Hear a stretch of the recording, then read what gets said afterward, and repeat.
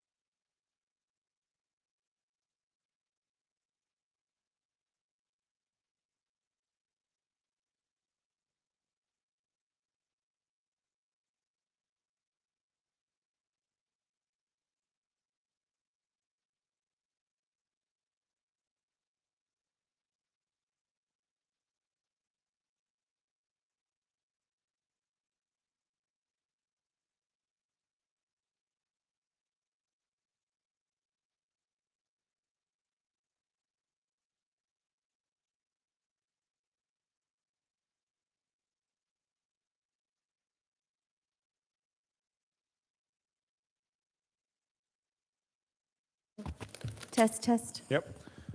Good evening. I would like to call the regular meeting of the Milton City Council for Wednesday, September 7th, 2022 to order.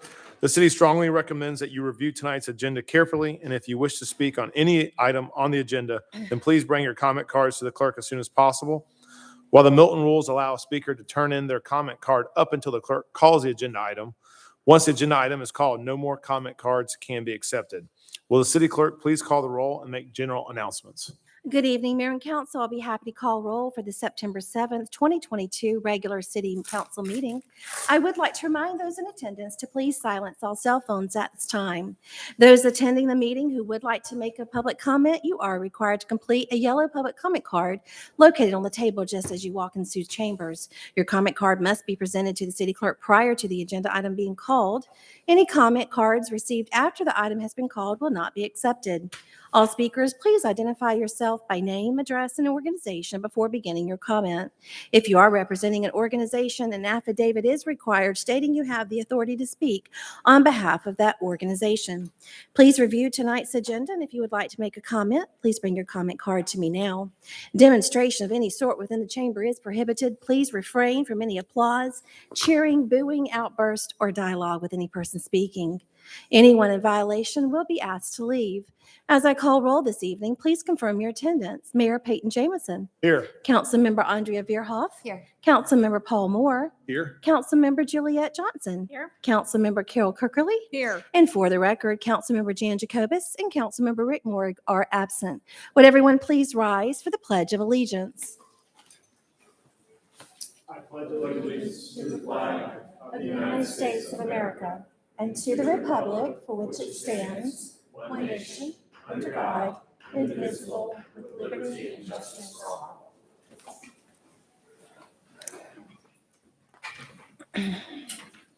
Okay, we will go on and approve the meeting agenda. I would like to add an executive session to discuss land acquisition, personnel, and potential litigation. Do I have a motion? Mr. Mayor, I'd like to make a motion that we approve the agenda with the requested changes. Second. Okay, I have a motion from Councilmember Moore and a second from Councilmember Johnson to approve the meeting agenda with the added executive session. All in favor, please say aye. Aye. Any opposed? Okay, that's unanimous. Okay, next is general public comment. Ms. City Clerk, do we have any public comment? We do, Mayor. Okay, so I will read the public comment and information. The next item is general public comment. Public comment is a time for citizens to share information with the mayor and the city council and to provide input and opinions on any matter that is not scheduled for its own public hearing during today's meeting. Each citizen who chooses to participate in public comment must complete a comment card and submit it to the city clerk prior to the agenda item being called. Please remember that this is not a time to engage the mayor or members of the city council in conversation. When your name is called, please come forward and speak into the microphone stating your name and address for the record. You will have 5 minutes for remarks. The city encourages you to review the agenda, and if you wish to speak, to bring your comment cards to the city clerk right now. If you will please call the first comment. Mayor, that first general public comment is Ms. Suzanne Gaines. I invite you to the podium, please.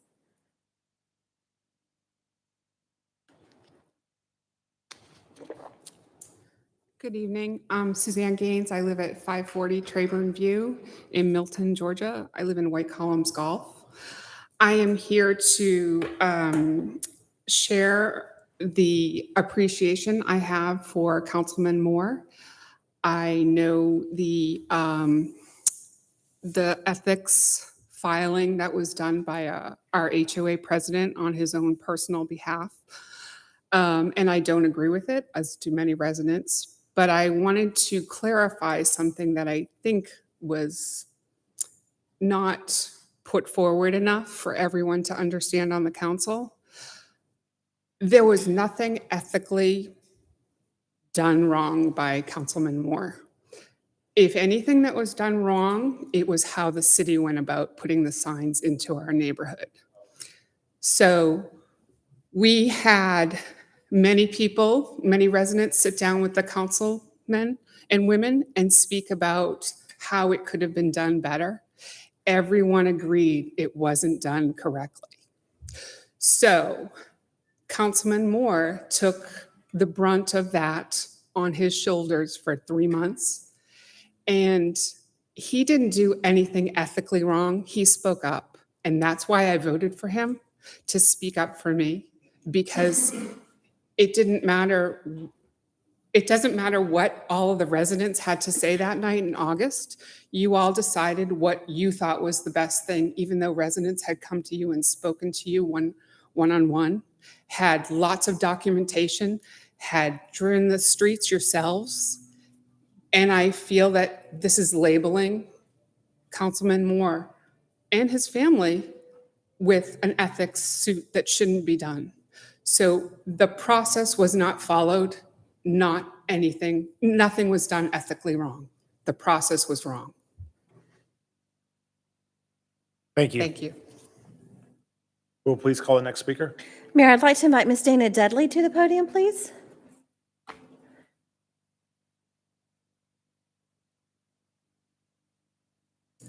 Good evening again, esteemed council members.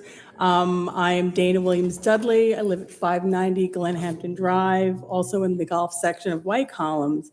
I'm here to speak on behalf of Paul Moore, specifically in support of him.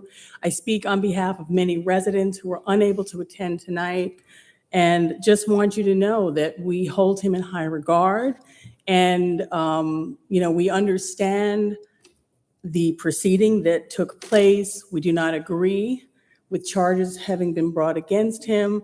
And specifically, I'm quite concerned because at the ruling by the three-member lawyer judges, they mentioned a former board member having spoken about adverse impact that this would have on home values.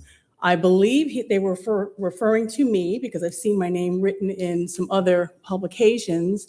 I wanted to reiterate that I was not talking about the current situation regarding these speed radar signs. I was referring to what occurred back in 2019 when we were speaking with the city about traffic calming measures, in particular, speed tables or speed bumps at the time. I was referring to comments that residents made in outrage about not being provided an opportunity to vote on something that potentially adversely would impact their home values. It was at the time, back in 2019. I was not ever speaking about what occurred this year. Okay, so I just wanted to set the record straight about that and make you aware of that. I know that there were a lot of facts in this case, and perhaps the three gentlemen misunderstood what they read, but I wanted to set the record straight to you so that you're aware of that. Also, I'm aware that you were sent a letter by our current board dated, I think it was dated August 8th. I was away on vacation.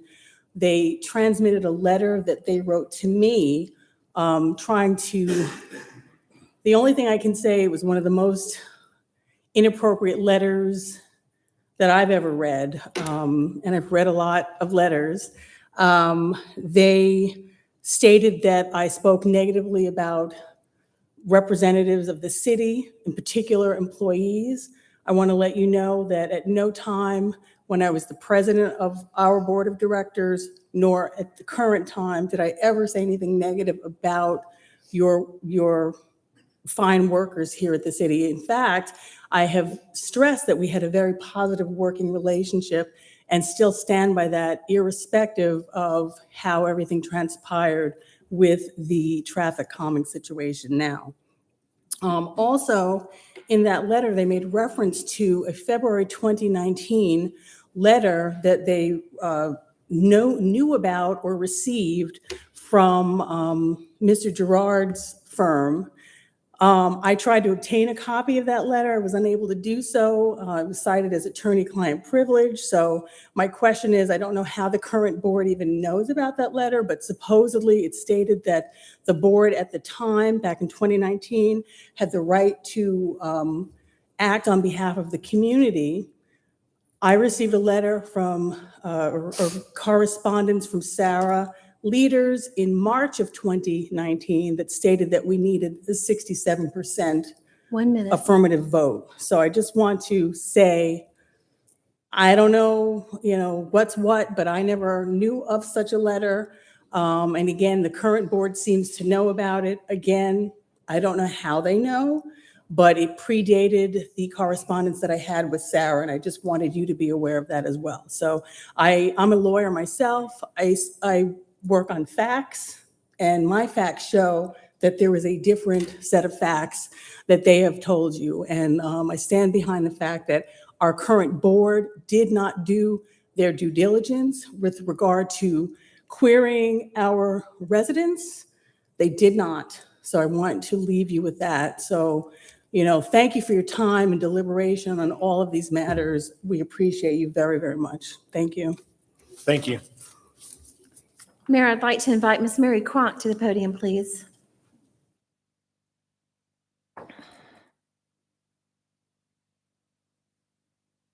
Evening. My name is Mary Cronk and I live at 600 Hickory Mill Lane in Milton.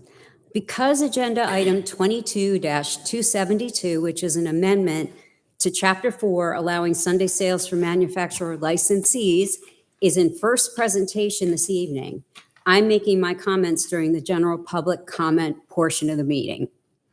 For the reasons that follow, I respectfully request the council defers the vote that is scheduled for September 19th on this agenda item to a time after the changes to the alcohol-related sections of Chapter 64 zoning have been approved, and that this amendment is considered along with other related proposed changes to Chapter 4 alcoholic beverages. You as council members and the mayor appointed people who share your vision for the future of Milton to various boards and committees, Equestrian Committee, CPAC, Planning Commission. The majority of these committees make recommendations that you then consider in making your own decisions. Which leads us to the Planning Commission and their April, May, and June meetings, where they devoted just over 7 hours in thoughtful discussion about recommended revisions to the alcohol-related sections of Chapter 64. And that 7 hours doesn't cover the time that they would have spent on their own preparing for that meeting, for those meetings. In other words, they spent a lot of time making recommendations that they felt would be in the best interest of Milton, and that they also believe council would consider these recommendations before any changes to Chapter 64 or Chapter 4 were made. And there's a reason that their recommendations on Chapter 64 impact this proposed change in 22-272. As you know, the alcohol-related sections of Chapter 64 zoning and Chapter 4 alcoholic beverages are interrelated. If changes are made to one of those chapters, then corresponding changes must be made to the other chapter so that we don't have ordinances that are not consistent. In addition, the way that I understand how this process has been going, and it's an ongoing process, that all the changes to Chapter 64 were to be made before any changes to Chapter 4 would be made. And since the Planning Commission's recommendations for Chapter 64 have not been reviewed yet by council, it hasn't come up yet, you might not be aware that one of their recommendations conflict with the amended text that is proposed in this agenda item. And that proposed amendment to Chapter 4 would allow Sunday alcohol sales from 11 a.m. to 10 p.m. for manufacturer licensees, essentially breweries, microbreweries, distilleries, microdistilleries. The conflict is that the Planning Commission's carefully considered recommendation in Section 64-1851, microbreweries and microdistilleries, does not allow for Sunday sales. If I were in your position on City Council, to make the best decision for Milton, I would want more information before voting on this amendment. As we all know, making a decision based on a good sales pitch can sometimes lead to an undesirable or even poor outcome. In addition to the recommendations from your appointed Planning Commission members, I would want some more data from currently open manufacturer licensees in neighborhood cities. And not just from any manufacturer licensees. I would narrow it down to businesses that project the same image that we want for Milton. I would also look for businesses that are located in residential or mixed-use residential, as well as those in the industrial and business parks, because what's right for Deerfield may not be right for Crabapple. I'd also determine, under the same operating umbrella, do these places have food available to order during all operating hours or up to at least 1 hour before their closing? And I would find out, do they allow Sunday sales? And if 1 minute. so, are they open from 10 p.m. or do they close earlier? Whether council passes this amendment as is or adds stipulations to Sunday sales based on zoning, data like this and recommendations from the Planning Commission would help council make a more informed decision for Milton. The Planning Commission had a reason for making their recommendation, and it's reasonable to expect that council considers that before making a change to Chapter 4 that would conflict with their recommendation. For this reason, and to allow time to collect data from other manufacturer licensees, I believe it would be premature to vote on September 19th on this agenda item. For the sake of consistency and continuity among our ordinances and to avoid rushing into a decision, I'm requesting that voting on agenda item 22-272 be deferred and considered at the same time when all other proposed ordinances to Chapter 4 are discussed. Thank you, as always, for your time and careful consideration. Thank you. Any more speakers? That concludes general public comment, Mayor. Okay, so we'll move on to consent agenda. Will the city clerk please say on the items? Mayor, that first item is approval of the August 15th, 2022 regular city council meeting minutes. It's agenda item number 22262. Item B is approval of a rental agreement between City of Milton and Trackstar Communications, Inc. for the rental of two-way digital UHF portable radios for use during Crabapple Festival. It's agenda item number 22263. Item C is approval of an addendum number 1 to an agreement between the City of Milton and Triscapes, Inc. to perform the site work necessary to place the prefabricated restroom building at Providence Park. It's agenda item number 22264. Item D is approval of a change order number 3 with CHA Consulting, Inc. for design of Freemanville Road at Birmingham Road intersection improvements. Agenda item number 22265. Item E is approval of a professional services agreement with MXI Environmental Services, LLC, for a 2022 household paint and chemical collections event, household hazardous waste. It's agenda item number 22266. Next is approval of a services agreement between the City of Milton and Premier Events, LLC, regarding event logistics management for Crabapple Fest. Agenda item number 22267. Item G is approval of a construction services agreement with Blunt Construction, Inc. for the high-density mineral bond project at Bell Memorial Park to extend the life of the parking lot. Agenda item number 22268. Item H is approval of subdivision plats and revisions. The first development is 875 Mayfield LLC Commercial. It's at 875 Mayfield Road, land lot 1133 and 1134. It's District 2, Section 2. It's a minor plat to combine 3 commercial tax parcels into one tract, a total of 1.45 acres. Development number 2 is Neil and Sally David, 2108 Birmingham Road. It's land lot 388405. It's District 2, Section 2. It is a minor plat revision, and this plat supersedes the minor subdivision plat recorded in Plat Book 450, pages 78 through 79. The purpose of this revision is to correct the street address for Lot 2. It is a total of 3.0 acres with a density of 0.67 lots per acre. Development number 3 is the Homestead at Milton, located at 15135 Hopewell Road. It's land lot 543 through 47, 606 through 09, and 617 through 818. It's District 2, Section 2. It's a minor plat revision. This plat supersedes the minor subdivision plat recorded in Plat Book 442, pages 88. The purpose of this revision is to remove the eastern 1.2 acre portion from Lot 8, reducing the lot size to 4.42 acres. It is a total of 1.171.55 acres with a density of 0.187 total acres. It's agenda item number 22269. Mayor Jameson? Thank you. Do we have a motion to approve the consent agenda? Mr. Mayor, I make a motion that we approve the consent agenda. Second. Okay, I have a motion from Councilmember Moore and a second from Councilmember Cookerly to approve the consent agenda as read. All in favor, please say aye. Aye. Aye. Any opposed? Okay, that's unanimous. So we will move on to reports and presentations. Will the city clerk please sound the items? Mayor, that first reports and presentation item is the proclamation to declare September as Mental Wellness Month in Milton. Mayor? Thank you.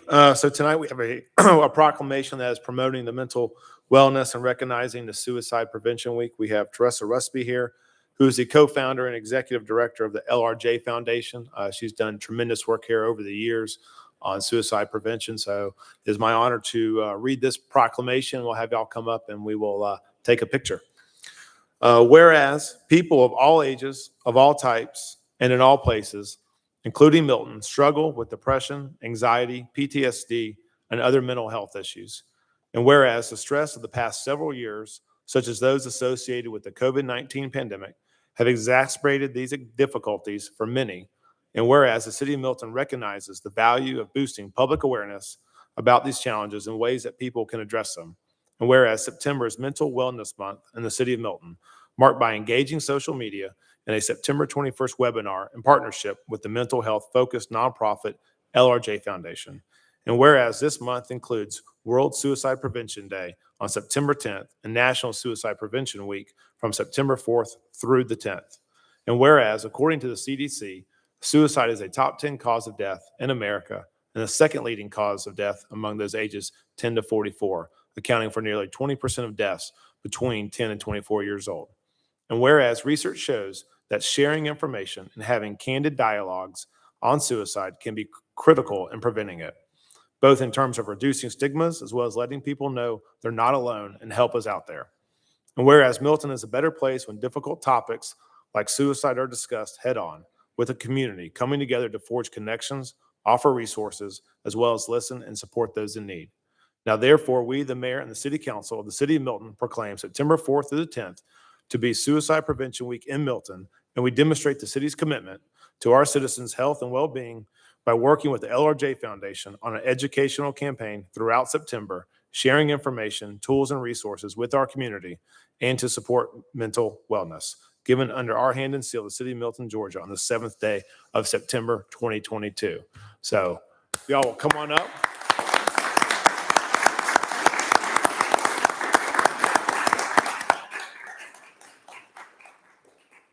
Do you have the proclamations? Yeah. Greg, you want us down there or up here? Yeah, well, yeah, at least down here. And up there.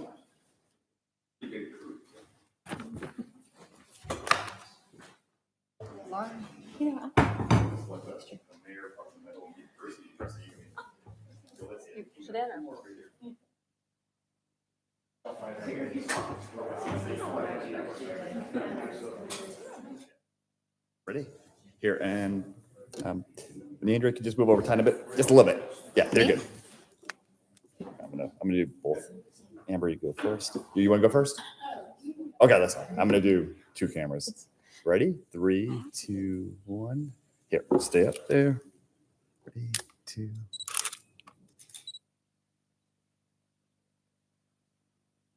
I'm good. Get one Yeah, with y'all sure. in the middle. Thank you. Thank you very much.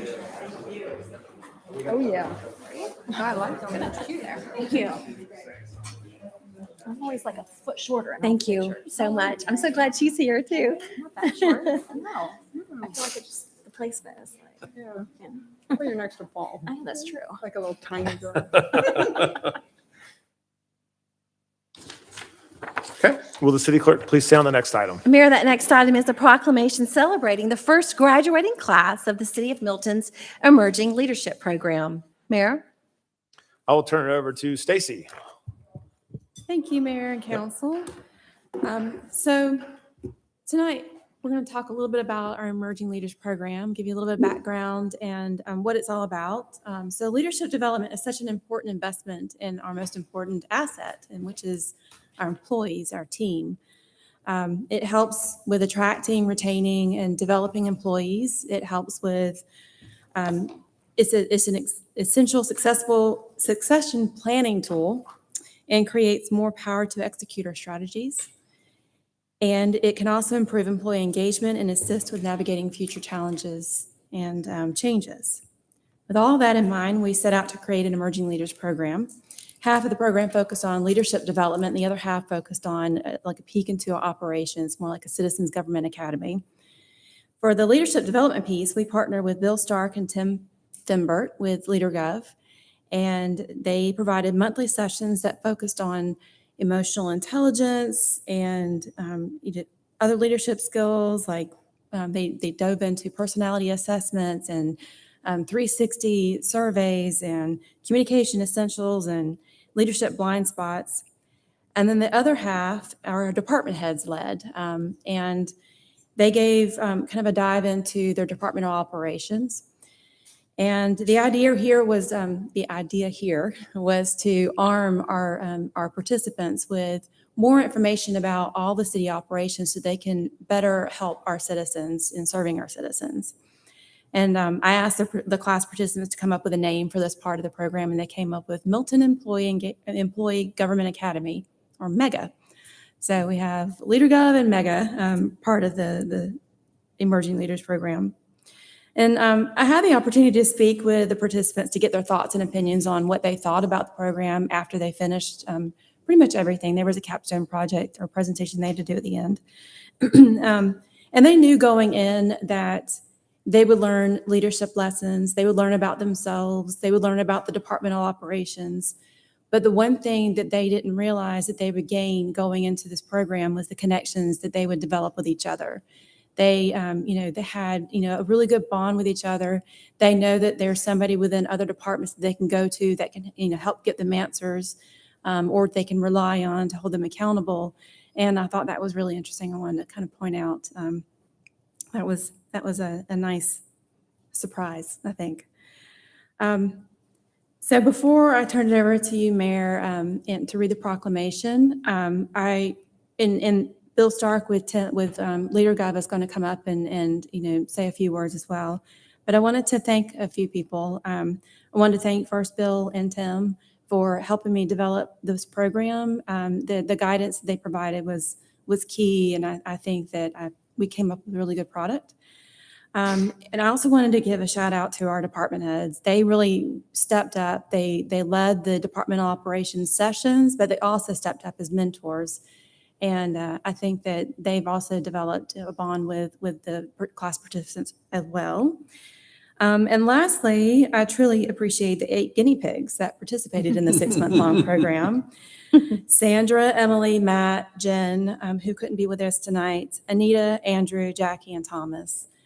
You all trusted that it was worth your time and effort, and you embraced everything about the program. And we're all looking forward to seeing how you apply what you've learned. So I'm going to turn it over to Bill Stark quickly, and then Mayor will turn it over to you. Good evening.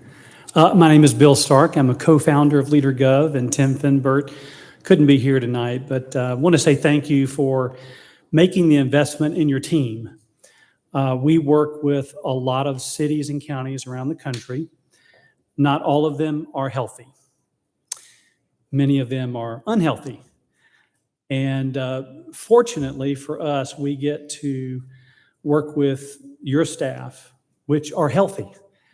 They're great people. They want to work hard. They want to get great things done. We know that you all set the vision, the long-term plan for the city, and you have to have a staff execute on those plans. And their quality of leadership and ability is going to equal their ability to execute on your plans. So investing in them and creating leaders for tomorrow is very important. We want hires for new positions in the city of Milton to come from employees of Milton, ideally. We really don't want to have to go outside all the time. Sometimes you need to, but we don't want to do that as a rule. And so developing these emerging leaders is a really important piece of sustaining knowledge transfer and those kind of things, and keeping really intelligence here within the staff where it belongs. And so we just want to say thank you for your commitment to investing in your employees and their leadership skills. And I look forward tonight to having them be recognized, and look forward to launching our next group here. I think it's tomorrow, very soon. So thank you very much. Appreciate your time. Great. Thank you for all Yeah. your help. You Appreciate bet. it. So it is now my honor to recognize these 8 outstanding employees. So we have this proclamation that is celebrating the first graduating class of the City of Milton's Emerging Leaders Program. Whereas the City of Milton has more than 160 employees who work diligently to serve our community, taking tremendous pride in their work and taking seriously their commitment to enhance residents' quality of life. And whereas the city believes in supporting these exemplary employees so that they will routinely and habitually learn while developing into better versions of themselves and better assets to our community. And whereas to further this goal, the city created an Emerging Leaders Program for municipal employees who have excelled on the job, taken initiative, and demonstrated potential to grow as members of Team Milton. And whereas this program reflects the city's commitment to developing leaders who work well with all types of people, addressing all types of situations, and tackling all types of projects. And whereas participants in this program who hail from all aspects of city operations have exhibited leadership within teams on projects and in interactions with outside groups, contractors, and citizens. And whereas they spent 6 months exploring Milton's government, as well as emotional intelligence, communication, empowerment, accountability, and understanding different personality types with support from Bill Stark and Tim Finbert, the city's partners with LeaderGov. And whereas the participants culminated their experience with capstone presentations showcasing their leadership lessons, personalities, and approaches.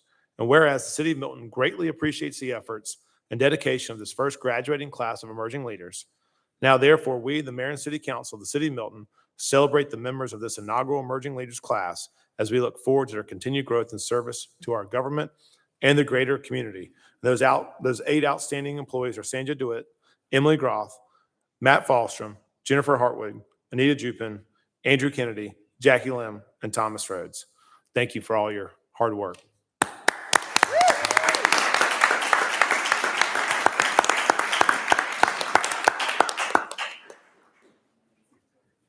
a lot of long words on that one. You did great. I'm proud of you. Good.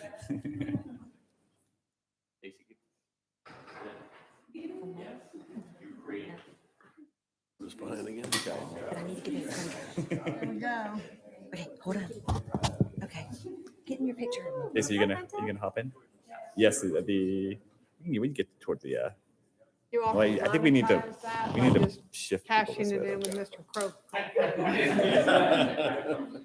Andrew, can you, yeah, there you go. There's perfect. Here, and then, no, not you, the back row. You guys can scoot over this way. Okay, are we all ready? I'm gonna do, yeah, turn them, okay, yes, you might as well open them up. Okay, 3, 2, 1. I'm gonna do both cameras. 3. Yeah, it's broken, but that's okay. Yes, you're good. I'm good. Thank you.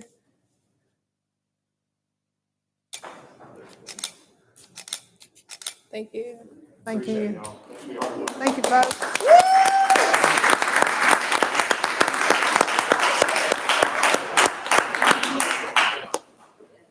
You're good.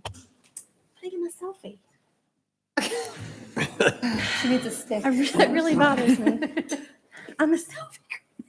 I'm a selfie. Get back to professional. Will the city clerk please say on the next item? Mayor, that next item is a presentation of the Economic and Workforce Development Initiatives with Select Fulton. Miss Anita Jupin. Mayor and Council, tonight I want to introduce you all to Samir. He is the Director of Economic Development for Fulton County, for those of you that have not had the pleasure of working with Samir yet. Samir and I work together closely. He works hard to support all of the economic development partners in the region, supporting 15 cities throughout Fulton County, and specifically in the North Fulton region. So tonight we've invited Samir here to present a little bit about the efforts that Fulton County is undertaking and its impacts on Milton. Thanks. Thanks, Samir. Good evening, Mayor and Council. I want to commend you on putting presentations first. Usually I'm used to going last in these type of situations, so I keep a tent in the car. So just definitely want to thank you for that. But before I kind of go into my presentation, I guess that'll get pulled up here shortly. Previously, I worked before Fulton County, pull that up, with the city of Alpharetta. So very familiar with the North Fulton market, grew up in Sandy Springs.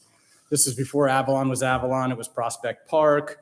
We were in the old city hall when they were doing construction. The whole building rumbled. It was really scary. But now that you've seen Alpharetta, it's really transformed and blossomed into its next phase of development, and did a lot of work with previous leadership here like Sarah Ladart, and again, continue to that work with people like Anita. Stephen and I were out at North Dallas with the North Fulton Chamber Strategic Leadership Visit. So I think it's really great that the city continues to keep their team members and their staff engaged. I think, am I pulling this up? Okay, thanks. One of the things I really, coming up. Okay, good. I'll just keep talking, no problem. One of the things I really enjoy about doing economic development is kind of the mystique behind it all. We talk in project code names because companies are very sensitive about their location decisions. But you go to a normal dinner or whatever social function, first thing people usually ask is, what do you do? And I say, I do economic development. There's that nice awkward pause of, so what do you actually do? I'm hoping today's presentation somewhat kind of covers a lot of the work that we're doing here at Fulton County.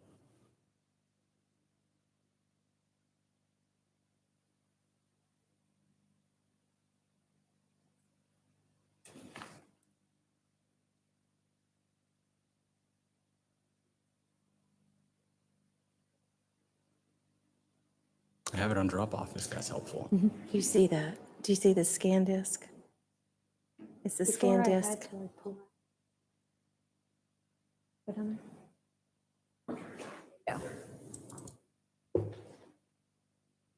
My presentations are usually pretty, so it'd be a shame if we wouldn't have that.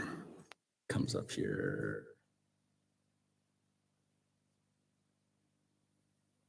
So again, we are Select Fulton. We're the economic and workforce development arm here for Fulton County.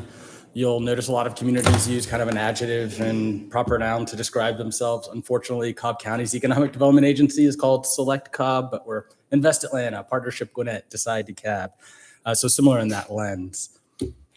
What I'll plan to cover, and I'll try to be brief with it, is who we are, just kind of identifying us as an organization. I always use an opportunity to talk about Fulton County, empower stakeholders like yourselves to go on the road and do the rah-rah. County government is not always the most exciting things, but it's a part of the community that we live in. And so I think it's important to take those numbers with you on the road. I'll go into a lot of depth about how do we practice economic and workforce development, but there are a lot of things here. So feel free to follow up with me individually afterwards. If I can kind of answer questions, talk about greater partnerships that we can do, or enhance the work that we're doing in Fulton County. And then leave you with the last slide that kind of talks about this model in action and how we built our organization.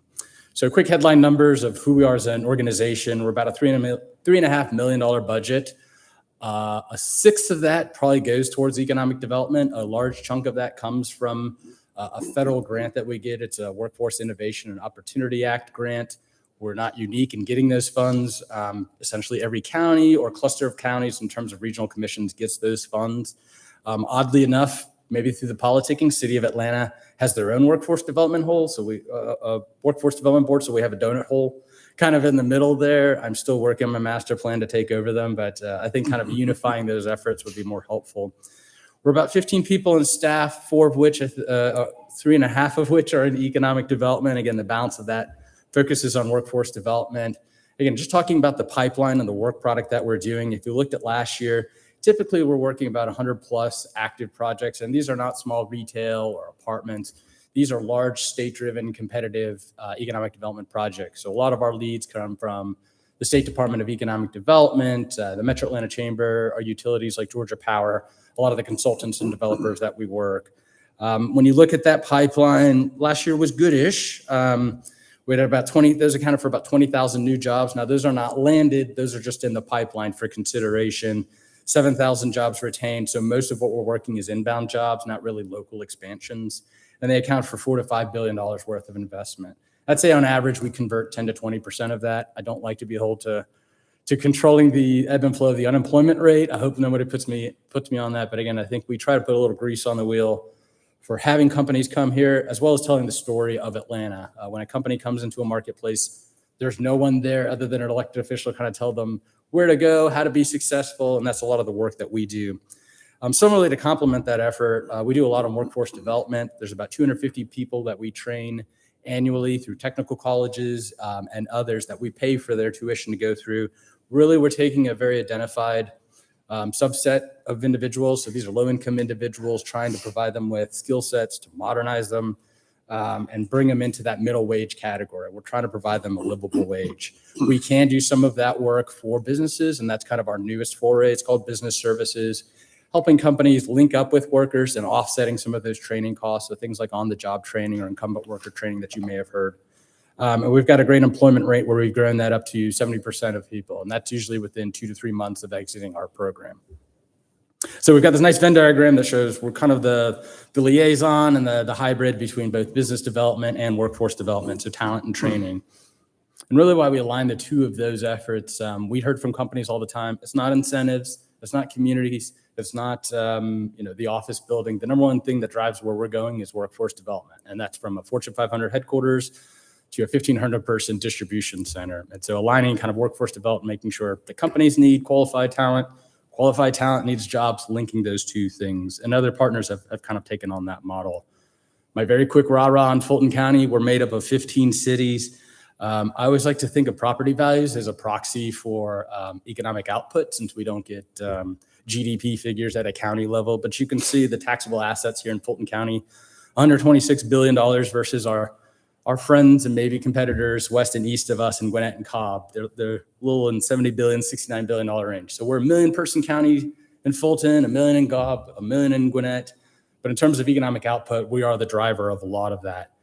Fortune 500 are important. They're not kind of the only thing that we look at. Again, it's a lot of cluster of jobs that come with Fortune 500 headquarters. They're chasing innovation and talent. So if you have a good cluster of that, that's a good signal to the market that you're relevant. We're probably fourth in terms of concentration after New York, Texas, and California. But Steve and I are working on the master plan to get the companies out of Texas. We're working on that.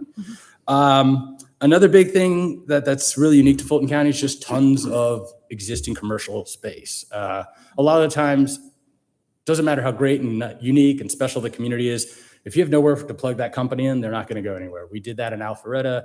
Kimberly-Clark spun off their healthcare division, which was Halyard Health. They would have loved to stay in Roswell. There was nowhere for them to go. And so they plugged into a space on Windward Parkway.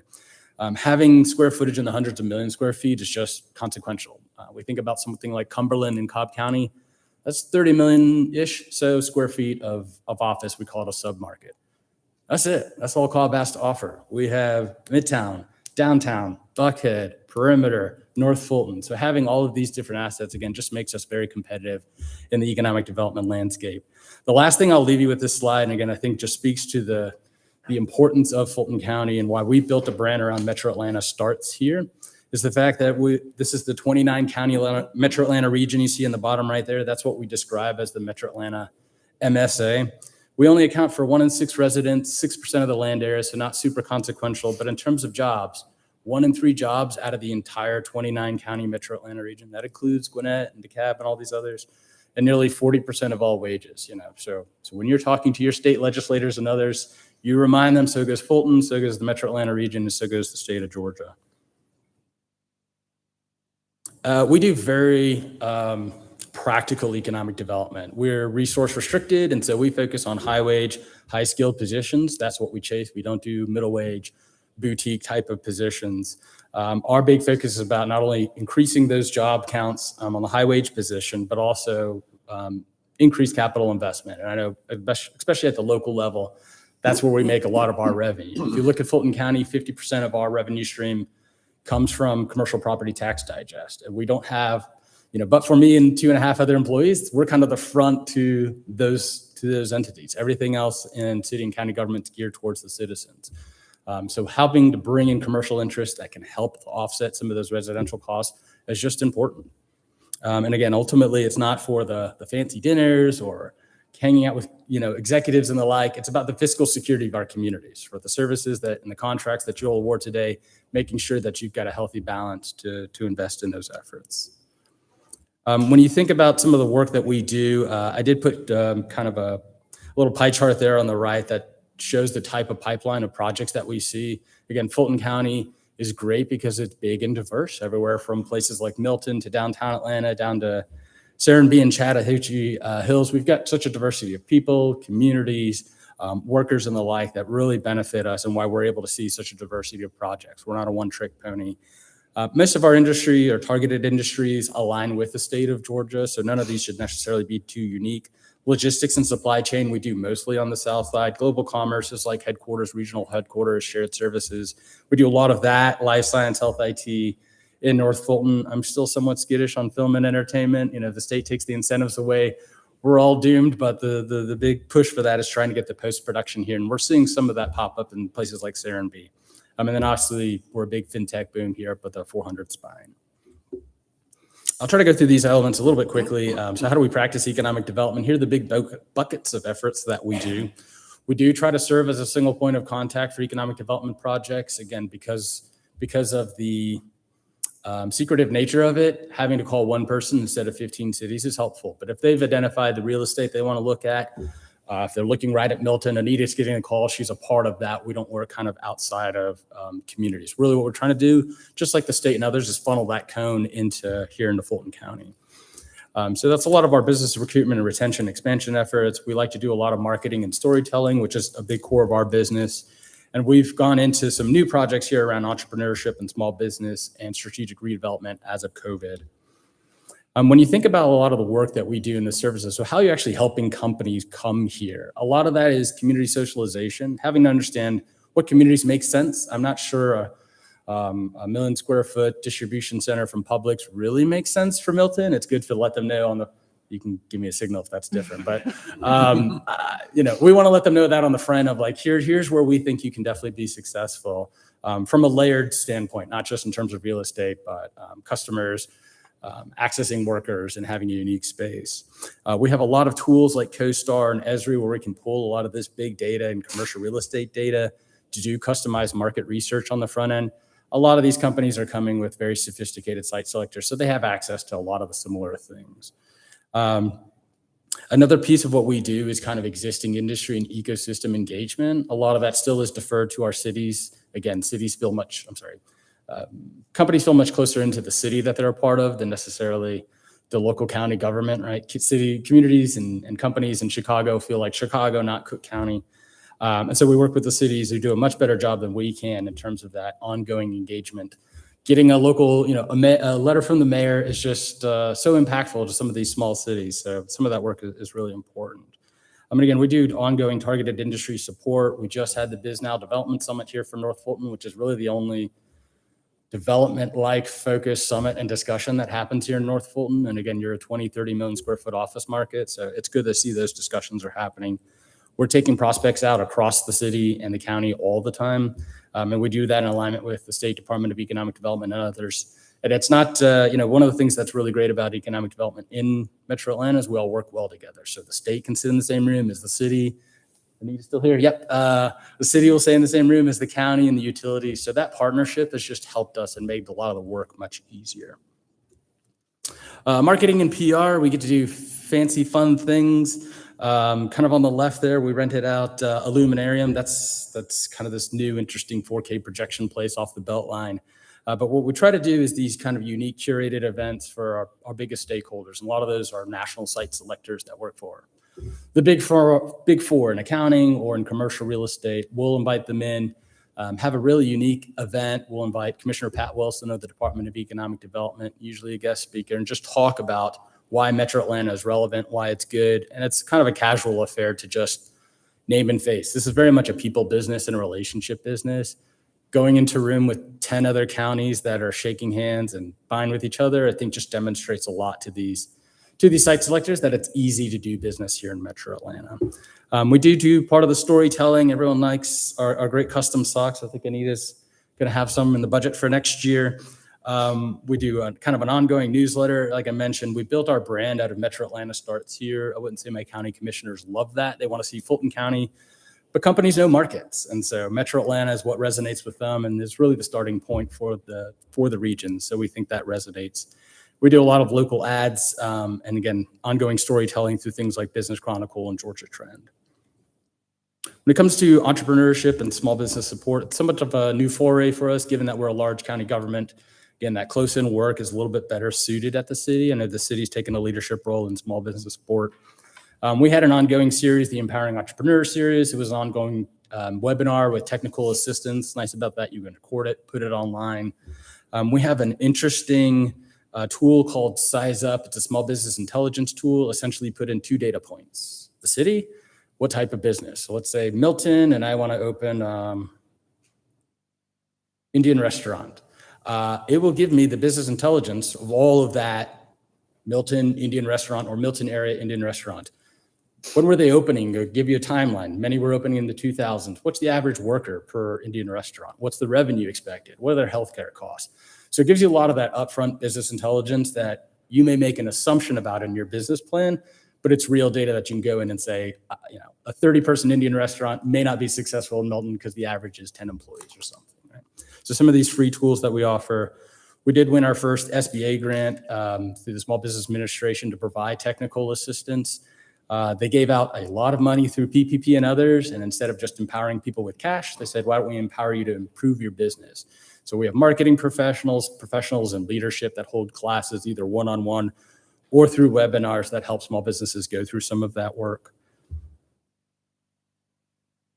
We do some strategic redevelopment. There's a teeny weeny little portion of the county that's left unincorporated. I think Atlanta will come and scoop it up there on Fulton Industrial near the executive airport. We're really doing a lot of work. We just had Senator Warnock and John Ossoff's people out there recently, both at the executive airport. And the reason why we call it the executive airport, Peachtree DeKalb, our competitor, it's full. A lot of their flights, over 70% of them are single prop engines. So these are guys going to play golf in Chattanooga. Over 60% of our flights are private jets. It's the Tyler Perrys of the world. It's the Arthur Blanks of the world. Metro Atlanta's success is somewhat tied to that airport. Norfolk Southern has just taken space there. Every time a Fortune 500 headquarters comes to Atlanta, they got 5 or 6 fancy jets they have to park. And right now, we really don't have space for that. We're begging the FAA and our senators for funding that's coming out of some of these transportation dollars in order to close down a runway and build space. But right now, we're at capacity. We've got 12 companies waiting. We have lost companies. Honeywell ended up in Charlotte recently because we did not have space for that. So while it's a small portion of the county and there's a lot of focus on the airport and kind of the surrounding area, the impact and the consequential nature of that and that ability to develop, I just think has a lot more for the Metro Atlanta region and the state of Georgia. We've had great success. Last year, we won the Business Chronicle Deal of the Year through our recruitment of Microsoft, both at Atlantic Yards, which has led to their second headquarters that they're not calling a second headquarters, near there in Grove Park. But you can see, again, the diversity of companies that we've had wins here in the last 2 to 3 years. And Atlanta just continues to be a very strong marketplace, thankfully. Very quickly going through workforce development. These are the 3 buckets of teams that we focus on. Adults, dislocated, so those who have recently lost their jobs. And our youth are not traditional youth. They're anywhere from 16 to mid-20s. These are students that didn't graduate from high school, so they need to secure their GED so that we can then put them into technical college training. So those are the most difficult to try to not only get invested in the program, but stay in the program. So that's a lot of the work that we do. We do have 3 centers, one in North Fulton near Big Creek, one down on the south side near Union City, and then one near Atlanta, Adamsville. When I came on board in 2018, we didn't have a mobile unit, so we didn't have access to clients other than our 3 facilities, and they were challenged to get to.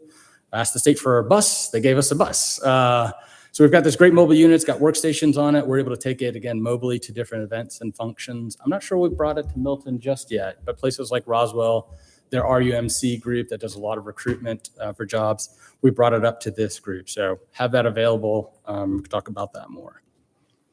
Our board is made up of 23 members. So when I look at smaller boards and they're not able to get quorum, I don't really feel bad for them because I've got a very large workforce development board. Luckily, we only meet quarterly.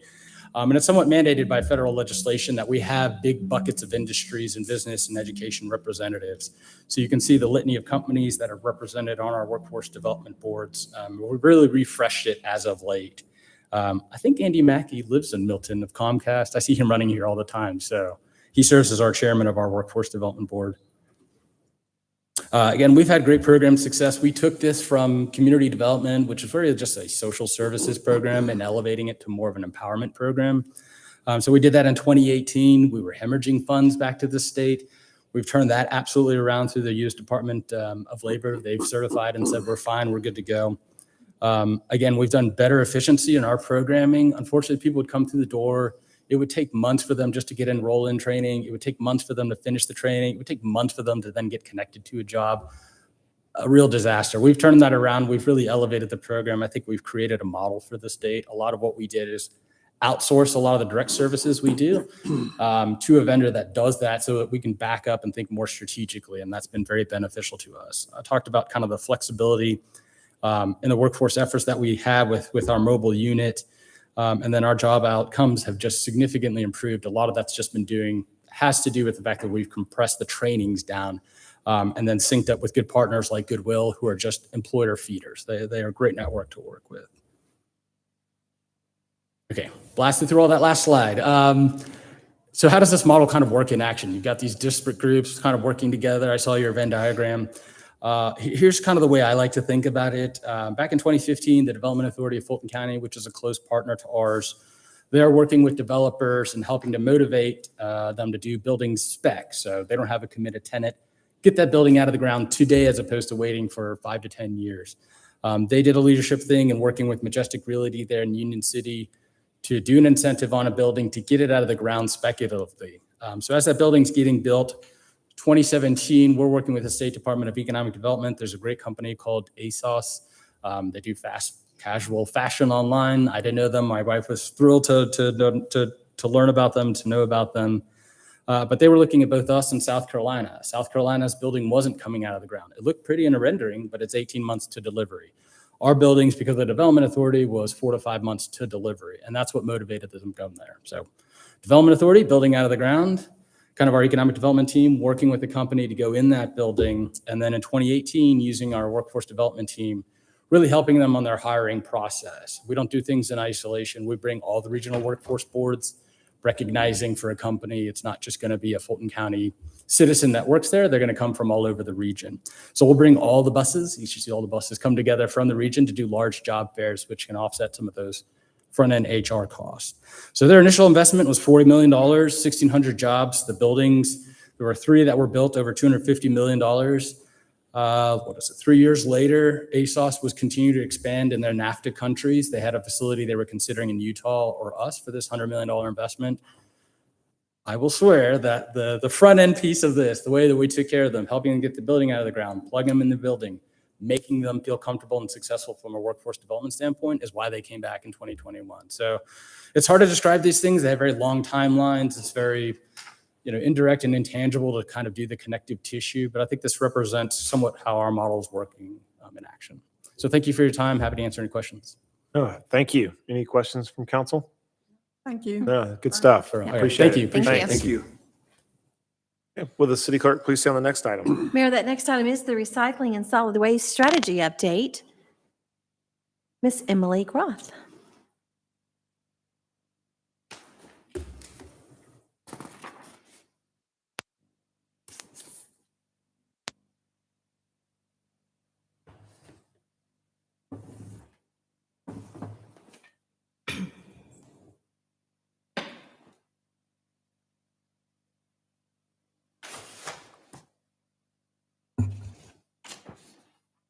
All right, good evening, Mayor and Council. Tonight I have before you a recycling and solid waste strategy update. This includes our most recent solid waste survey results, as well as discussion of planning direction for a solid waste and recycling management plan. To begin, I wanted to provide a brief staff update. We've been gathering information through on-site visits with Cherokee County, City of Roswell, and the Center for Hard to Recycle Materials in Atlanta. These recycling centers vary in size and capacity, but they've been a great way to visualize the logistics needed for operation and a successful recycling and solid waste management plan. So tonight, I'll share the results of our recent solid waste survey results. This survey highlighted the satisfaction and utilization rates of our current services. Next, we'll move into the various components that make up the formation of a recycling and solid waste management plan. I'll give a brief overview of both city and state guidelines, and then we'll discuss other stakeholders. Lastly, once all the pieces are put together, we'll be looking for direction towards the formation of a trash and recycling advisory committee. Starting with previous public engagement, we have input from our comprehensive and strategic plans.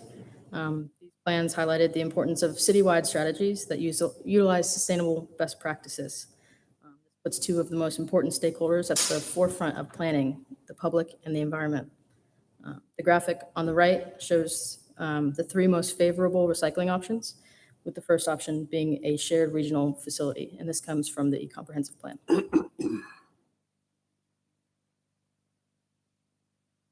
More recently, we can reference the National Community Survey led by Greg and presented to you on August 1st at the regular City Council meeting.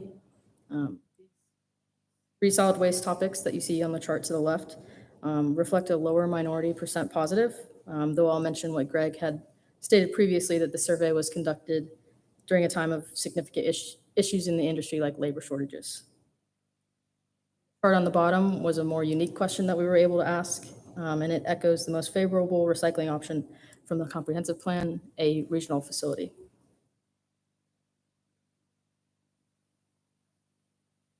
Now we'll move into the most recent form of public engagement, our solid waste survey. The survey was released on Facebook and email on July 18th, and it was open for 2 weeks, and we received 679 responses.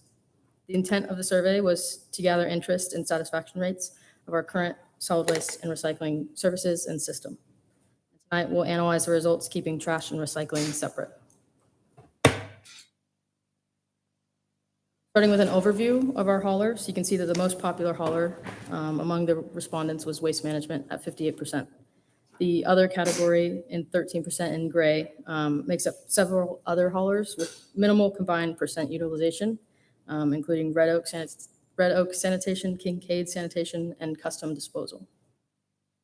Overall, survey respondents are generally satisfied, opposing the 71% unsatisfied rate in the comprehensive plan. Lastly, the respondents organized their expectation of haulers in order of importance, with reliability being the most important and accessible service regarding pickup and drop-off as the least. Next, we asked the question, would you prefer that a single contracted waste hauler provide all trash, recycling, and related services in Milton? We had 66% favor this reduction in haulers, echoing the priority project listed below from the comprehensive plan S.2A. Perform due diligence to support solid waste strategy aimed at reducing approved providers and providing competitive services suitable for both urban, suburban, and rural residents. While the majority of respondents were in favor of a single hauler, some important points of opposition that I want to note are listed here. That the fact that competition drives adequate pricing. Residents prefer the option to switch providers if they feel it necessary. Some residents utilize a specific hauler that provides driveway or backdoor service. And some residents are just generally satisfied with their current provider. If there's no questions about the trash and hauler aspect of the survey results, I'll move into the recycling analysis. So most tangible is the glass bin at Bell Park that we're all familiar with. Surprisingly, there was only 32% current utilization from the respondents, which does not really seem to reflect how often that bin gets filled up and swapped out, which is ultimately a good problem to have. 68% of respondents did note that they have not used it either because they were unaware or that the location was inconvenient. So at that point, we offered a space to provide other potential locations, and a few rows to the top being Crabapple area, Providence Park, and Birmingham Park. Then asked if their specific hauler currently offers recycling. A combined 16% either do not provide it or they were unaware if they did or not.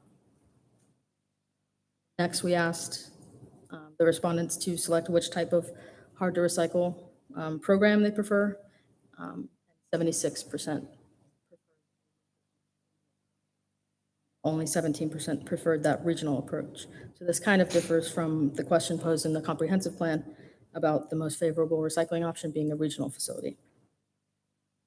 Lastly, it's just good to see that we have some support to fund various and proposed sustainability projects and initiatives.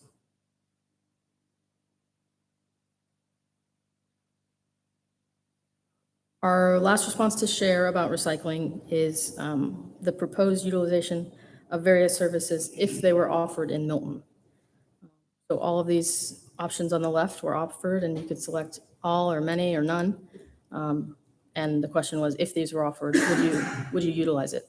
So the top 5 highlighted in that brown color rose to the top, and they are electronic recycling location, bulky item drop-off, paint collection site, hazardous waste collection, glass recycling. There was some minor interest in other services like composting or aluminum can recycling, and these responses could reflect a need in increasing or improving some of the services that we do already offer. If there's no questions, or if you want to go back to any of the survey results, I'll move to the discussion of recycling and solid waste planning.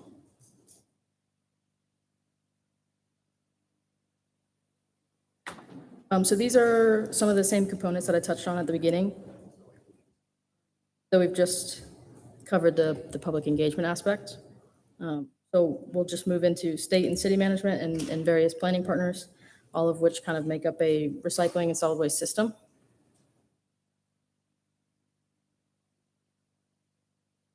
So in this slide, I wanted to provide context on the past and present role of the state when forming a solid waste management plan. Milton's first and only solid waste management plan was written in 2008 and accounted for the next 10 years up until 2018. That plan was required and reviewed by Department of Community Affairs.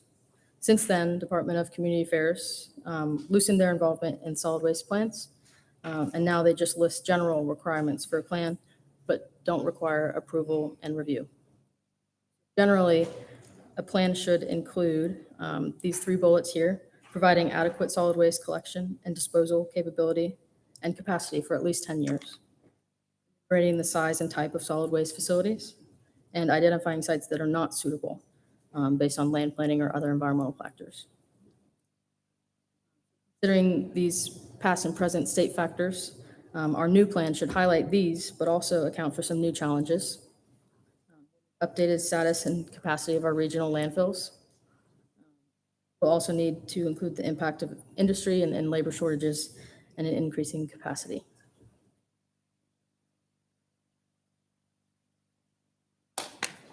So now on to more of a local level. City operations include ongoing guidelines and programs overseen and implemented by staff. Some of the current city guidelines include our ordinance, Chapter 46. Some requirements in the ordinance is a recycling program, yard waste, and continued education and communication. Their serviced residents. Other guidelines are annual renewal process, which includes review of the hauler's insurance policies and authorization via those truck decals, the stickers that go on the hauling trucks. And one of the last ones is reporting. So we have quarterly reporting for our infrastructure maintenance fees that the haulers report to us. And then during that annual renewal process, we'll also get reporting on the annual tonnage of waste collected. Some of the programs that are also ongoing is the glass bin at Bell Park, recycling events like household hazardous waste and electronics, environmental events like Earth Day and Rivers Alive. But really, it's those guidelines that kind of drive our operations today. Separate from state and local level are some other stakeholders. Kind of our starting point, piecing all these groups together. So we have comparable municipalities. Forsyth County just released their updated solid waste management plan, and it goes till 2033. Our waste haulers is a vital aspect in this, and they can provide ongoing service to Milton, and they know the industry best. The Planning Commission will hear this presentation at the end of September. And third-party expertise could be a component of this, providing consulting services, data collection, and analysis, and the time and knowledge to analyze. And then lastly, a trash and recycling advisory committee, similar to the CPAC. It was briefly utilized during the planning of the 2008-2018 Milton Solid Waste Plan. And it there's just various formation strategies on how we acquire interested community members, if this is the direction that we go.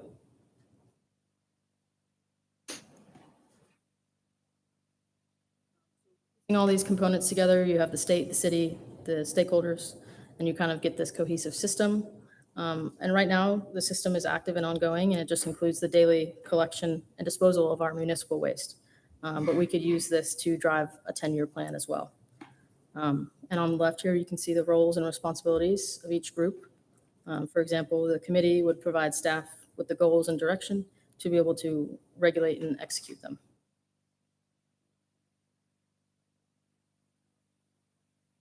So in closing, staff is looking for directions and guidance towards the formation of a trash and recycling advisory committee. If this approach is favorable, we can provide you with proposed roles and framework of the committee at a future meeting. Going to take any questions or go back to any survey results? I got just one quick question on the committee. So you mentioned the CPAC committee. So is this going to be a one-time deal to where y'all, I mean, the committee's going to have a plan and they'll execute on the plan and then they'll be done? Or will it be a committee to where design review board where they're going to meet forever and in perpetuity? I was just curious. I think in the most immediate sense, it'll be geared towards the plan. Okay. I think we'll just take feedback among the members, however they see fit. Carol? What was the methodology for respondents? How did you get participation? It was advertised on Facebook and an email newsletter. Okay, so that was the voluntary participation. I think before you come, a lot of people would miss that. Okay. And trash and infrastructure, I mean, it's a big deal. Right. Yeah. I think we need to find another way to make sure that we're getting a good cross-section, because a lot of people don't see those things and aren't drilling down, but it would really bother them if we made a wrong decision. So thank you very much. Paul? Emily, the recycling program at Bell Memorial has been terrific. And I know there was some issue with the fact that the bins were filling so fast. Have we gotten into a better drumbeat with the partner on that? I believe so. It's just the labor shortages with the hauling and the Yeah. driver. To my understanding, I think they've secured a new hauling company. So I haven't really been able to work that out recently. I think we're on the upswing with more consistent communication. One more quick question. With Waste Management being the largest provider here, I don't recall whether there was a significant part of the survey that addressed the pros and cons of Waste Management in particular. It obviously acknowledges the size of them to us, but what's the satisfaction level with Waste Management? I know that in the neighborhood that I live in, we have an ebb and flow with them. Sometimes it's fantastic and everybody's very happy. And the next minute, all the social media platforms are abuzz with complaints about them. They do their best to rectify them, but what's your take on the community support for Waste Management being in that significant a player for us? Well, just out of the almost 700 responses, it is the greatest. And I think you can kind of just extrapolate the individual responses and just saying that about 60% of those responses are referring to specifically Waste Management. Mm-hmm. But I mean, I can provide you more information with specific individual responses to the survey. No, I just wanted your Yeah. impression. I think overall it's pretty, people are generally satisfied. I've seen 3.2, 3.4 as it relates to this survey. Great, thank you. So is council good with the committee? Yeah. Yeah. Sure, thank you. Yep. Sounds good. Thanks, Emily. Okay, will the city clerk please send the next item? Mayor, that item is overview of the community risk assessment and standards of covered documents for accreditation. Chief Gaben Musa.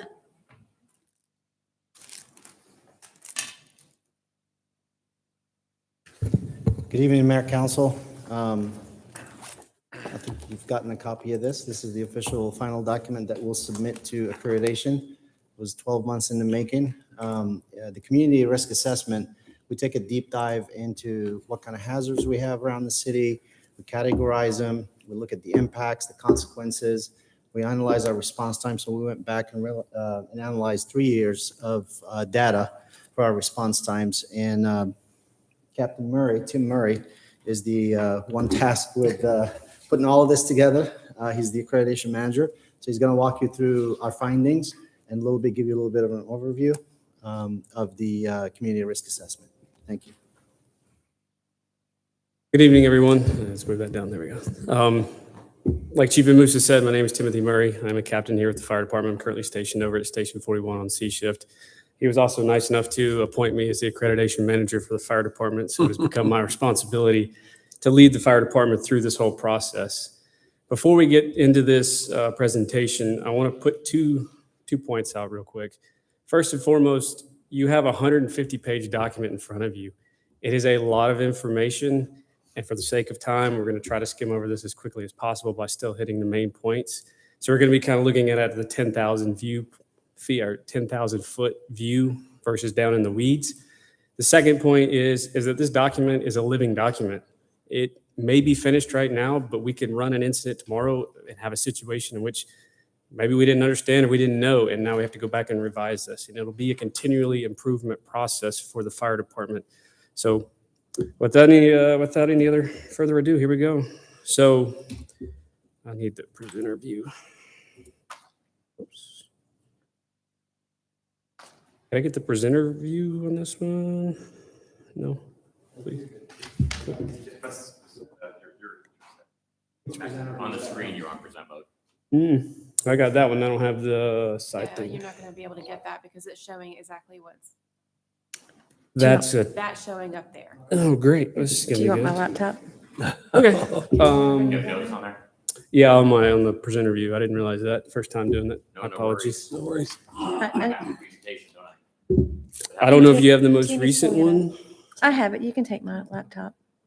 Let me just pull it right here. All right. Well, we have the book. I've already read it. It was great. And let me do this.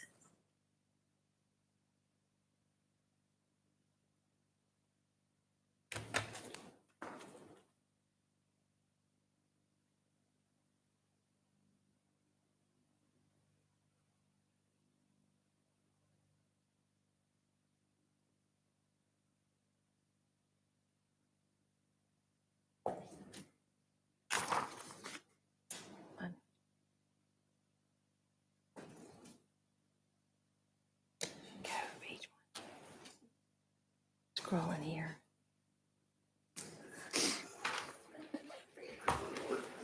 You're welcome. Once again, my apologies. Working this thing out here. So anyways, this presentation is over the community risk assessment and the standards of cover document. You'll hear me talk about both of these together. The community risk assessment is about 2/3 of the total standards of cover document. So it's an all-encompassing document for us. So the first thing we're going to do is we're going to talk briefly about the accreditation process. Then we're going to talk about some of the tools that we use to evaluate the risk that the city of Milton faces. And then finally, we'll end with a brief overview of our current performance as well as our recommendations towards the end. So the accreditation process really begins with 3 major documents. As I said before, we have the standards of cover document, which is in front of you, which is a portion of it is the community risk assessment. The next part would be the strategic plan, and it's updated as needed as we move through this process. And then the last piece that we just began working on is the self-assessment manual.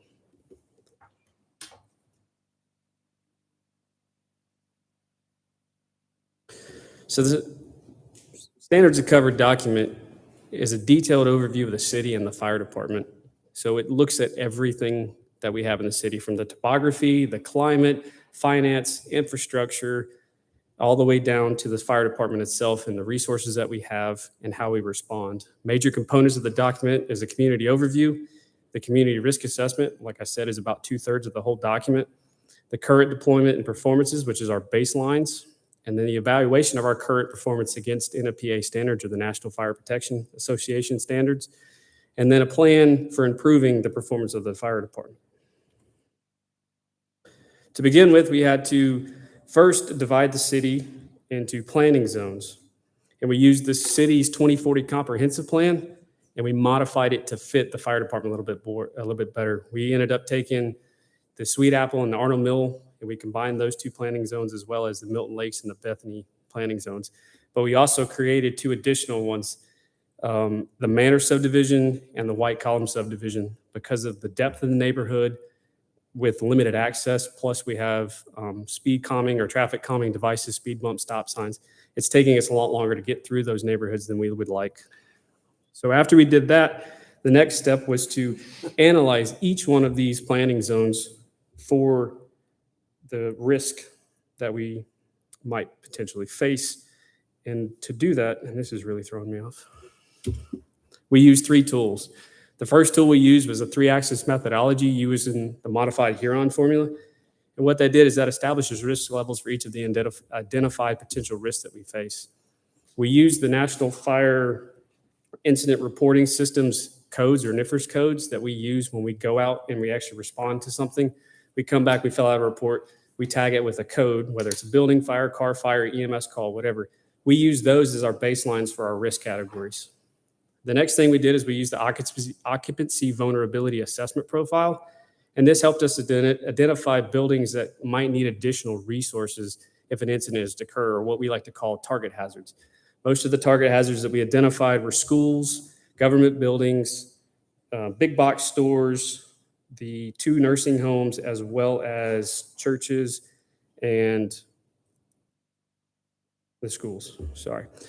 And then the third tool that we used was the FEMA National Risk Index, and this used to identify risk associated with weather events. And this is a database that you can access online, and it reviews 18 natural hazards, everything from avalanche all the way down to coastal flooding and tsunamis. Obviously, we don't have to worry about any of those, but we're good. And it helped us identify that the main weather events that we were likely to see is lightning, flooding, hail, tornadoes, and winter weather storms.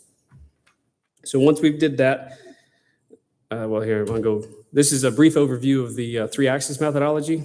We used, after we identified our risk, we then used this scoring matrix right here, the probability, impact, and consequences, to evaluate it by putting it through the Huron formula, and it spit out a total, which placed that risk in one of the 4 risk levels, either low, moderate, high, or maximum. And from there, we could identify whether or not it was a major risk to us or not. So we did this for fire. We also did the same thing for EMS. We also did the same thing for technical rescue incidents. And in the end, it produces this chart right here. In this chart, we have the probability, we have the incident type on the left, and then we have the probability, the consequences, the impact, the total scoring of the Huron formula, and then the associated risk level with that event. And this is at the actual fire incidents for the Crabapple area. From there, we then broadened our perspective and we started looking at the station response territories. And the next thing we did is we created heat maps to identify areas of high call volume. The darker the spots, the more incidents were at that location. As you can see on this map right here, this is of Station 41, so the Crabapple area. We have a dark red spot right around the Crabapple area, as well as just north on Birmingham Highway. That's actually the schools where we're running a lot of incidents for the high school and the middle school, as well as the elementary school. So this was done for all 4 of our territories. The next thing we did is we then took our response times and we did a hotspot analysis based off of each year of responses, where all my notes were needed. So the hotspot analysis helps to identify areas with expended response times. Through the ArcGIS program, we were able to perform calculations and compare each of the response times to the mean average for each year. And based off of that analysis, it would either plot it as a red dot, a gray dot, or a blue dot. Basically, a red dot means that it's an extended response time and it's not just an anomaly. It's something that is continually being seen as extended response times. And based off this map, which remember, this is 2019, Station 44 was not in service yet. Station 44 was under construction, but yet it was still not, I do have a point, good. So this Highway 9 Deerfield area corridor was extremely delayed because there was no fire station within that area. We also see a delay in responses to the central portion of the city. leading to longer responses in that area, as well as the northeastern and north central portions of the city. We then took that and we did 2020. We opened Station 44 in October of 2020, and you can already see the impact that it has on these response times. The color on the Highway 9 corridor is going away from dark red to brighter orange and then dark or lighter orange. However, we are still seeing extended response times to the central portion of the city, as well as the northeastern portion of the city. For some reason, the hotspot that was seen in 2019 in the northern portion of the city has disappeared. So we're going to have to reevaluate that once Station 42 opens back up to see if that was just an anomaly in 19 or if that's actually something that's occurring regularly. And here goes the map for 2021. And this really, the only really good thing about this that we can say is that this really shows you what a fire station can and can't do. Obviously, with the shutting down of Station 42, the whole side of that city is extended because of that. But the main point that we want to make with this map is by placing Station 44 in service, it flipped the response times from extremely delayed to very, very rapid. However, we do still have some small spots over here, and this is all based off of essentially access issues. There's no way for us to directly go from Station 44 to those areas. We either have to go up to Bethany and either left or right, or down to Webb Road and go left or right. The one off of Morris Road that you see on the far right corner, those are actually apartment complexes as well. So once again, we have to go up and over and get to them. Then we have to get into them through the gates. Then we have to figure out where we're at in the complex in terms of where the call actually is. So that can take a few minutes because you have speed bumps, stop signs, tight corners, that kind of stuff as well. So once we did that, the next thing that we did was we moved on to drive time potentials. And what this is this shows you how far a fire truck can move within a reasonable time frame. So our time frames are 0 to 4 minutes, 4 to 6 minutes, and 6 to 8 minutes. This is based on speed limits within the city, as well as ideal traffic conditions. So there's no traffic, good weather, and there's no unforeseen delays like construction or something along that line. And you can see that we have a dark red spot right in the middle of the city.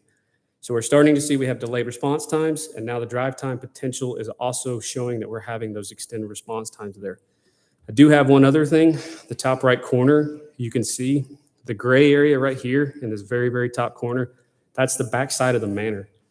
It's taken us over 8 minutes drive time. This does not account for dispatch. When you call them, they have to process the call. It does not account for when they tone our stations out, the firefighters walking to the truck and getting in the truck and leaving.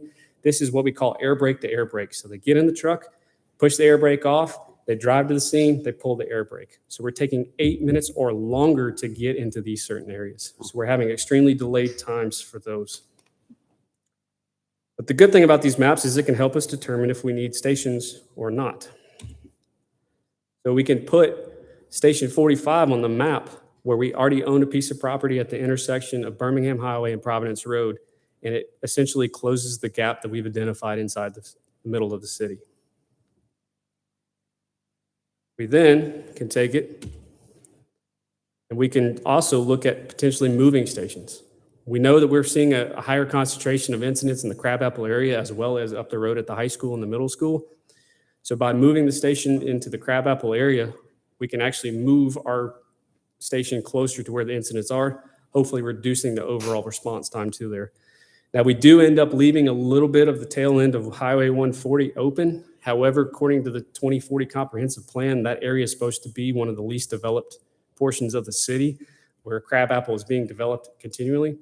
We also have the luxury of having Roswell 26 station right around the corner off of Cox Road, and through our mutual aid agreements can cover that territory with little effect to the citizens that are in that area.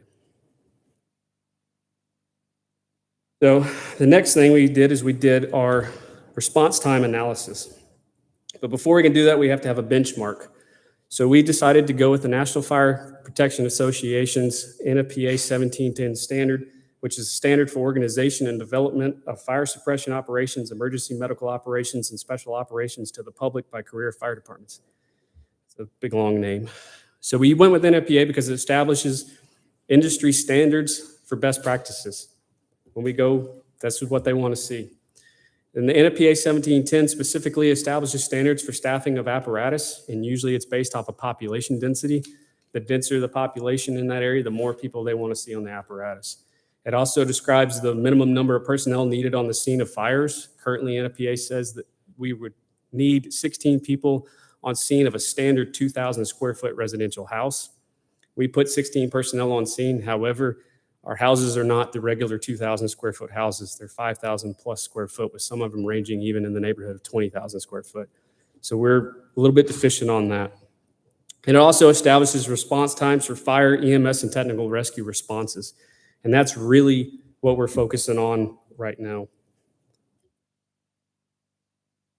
So NFPA 1710 response times, we have 6 timeframes that we're looking at. The first one is alarm handling. This is dispatch. This is Alpharetta's dispatch center handling the calls. You call 911, they pick it up.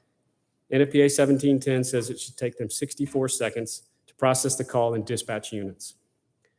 The next one is turnout time, which is when the tones go off in the station to the time firefighters make it to the truck, get in the truck, and start moving. It says 80 seconds for fire and technical rescue incidents and 60 seconds for EMS incidents. The reason why there's a difference, we have more protective gear to put on for fire and technical rescue, so they give us a little bit more time. The next 2 are specifically travel times. Travel time meaning from when the truck leaves the station to when the truck arrives on scene. The first time is for the first unit, and it's 4 minutes for travel time. The next one is what is known as the ERF, which is the effective response force. So what an effective response force is the number of units, equipment, and personnel needed on scene to mitigate that incident type. So for our current deployment model, we have a ERF of 16 personnel. For us to get that on a regular or a residential structure fire, we need to dispatch 3 engines, our ladder truck, our rescue, our battalion chief, and Alpharetta's battalion chief. That gives us all 16 personnel. The ERF is dependent on the longest time frame of that last unit to arrive on scene. So typically it's going to be Alpharetta battalion, our battalion chief coming from station 44, or our ladder truck coming from station 41. So we have extended response times due to that. And the travel time for the ERF is 8 minutes. And then the last 2 are total response times for the first unit, which is just the addition of the alarm handling, turnout time, and travel time of the first unit. So that would be if we have an incident here in the Crabapple area, it'd be station 41, how long it takes for them to process the call, turn out, and then respond to this area. And then the total response time for the ERF, which would be if we had a house fire for all of our units to assemble on scene here in the Crabapple area. And to help with that, I made a little graphic here to kind of help you understand it a little bit better because it's kind of complicated. So we have the first part, we have the ERF, or not the ERF, the first unit. So we have alarm handling, turnout, and then travel time for a total of 384 seconds. And then we have, which I do believe is 6 minutes and 24 seconds. And then the ERF totals, we once again have the same alarm handling and turnout time, but we have a much longer travel time for a total of 10 minutes and 24 seconds. But once we did that, we also have to discuss 90th percentile versus average. The reason the Center for Public Safety Excellence, they do not want us to report our times in average. They want us to report our times in 90th percentile. Because if you think about it, 50 percentile means that half the time you're doing worse than that time, while half the time you're doing better than that. We're talking about half. That doesn't really give us a good picture of what we're doing. Whereas the 90th percentile, we look at the 90th percentile or the 90th response time and we look down upon or from there. So that means 90% of the time we're doing that number or better. So if our 90th percentile time is closer to the NFPA standard, that means we're doing really well overall. And it gives us a better understanding and a better picture of what the fire department is actually doing. And to give you an example of that, I built this quick little chart right here. The 2 columns are the exact same. However, the first one is average, the second one is 90th percentile. The average is 6 minutes and 4 seconds, where the 90th percentile is 10 minutes and 25 seconds. So there's a big difference between those 2 numbers. Looks really good when you say, yeah, we're an average of 6 minutes, but then when you really look at it at a 90 percentile, you're doing 10 minutes. Not quite as good. So the next thing we started doing is we actually started looking at and going through our own response time data, processing it and analyzing it. And we came up with these baseline performance tables for each classification, so fire, EMS, and technical rescue, and each hazard risk classification as well. So high, low, moderate, and then high and maximum as well. And in this table, if you look to the far right, you have NFPA 1710. This is our target numbers. This is our benchmarks that we're comparing ourselves to. Then we have 2019, 2020, 2021, and then the aggregate of all 3 years right there.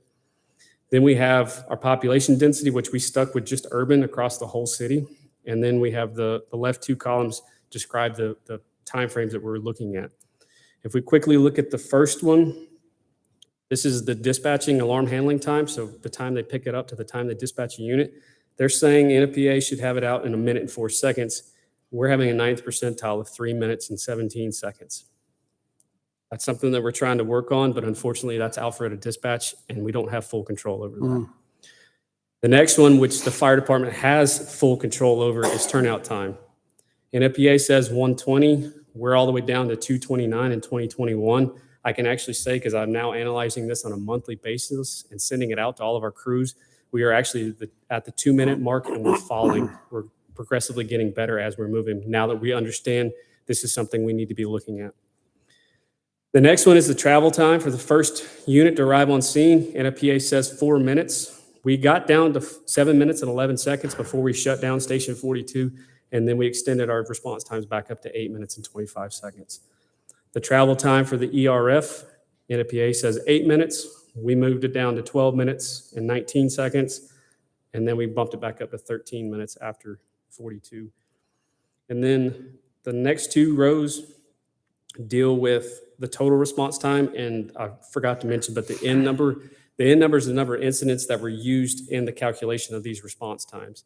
Now, the reason why the first due unit and the ERF numbers are different is because we have a lot of times we get calls where we get dispatched as a full alarm. Smoke alarm's going off, dispatch sends all the units that we need, all 7 of us.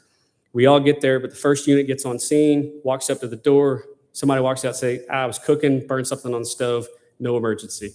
Well, guess what? They get on the radio, they call and say, no emergency, cancel all the other responding units.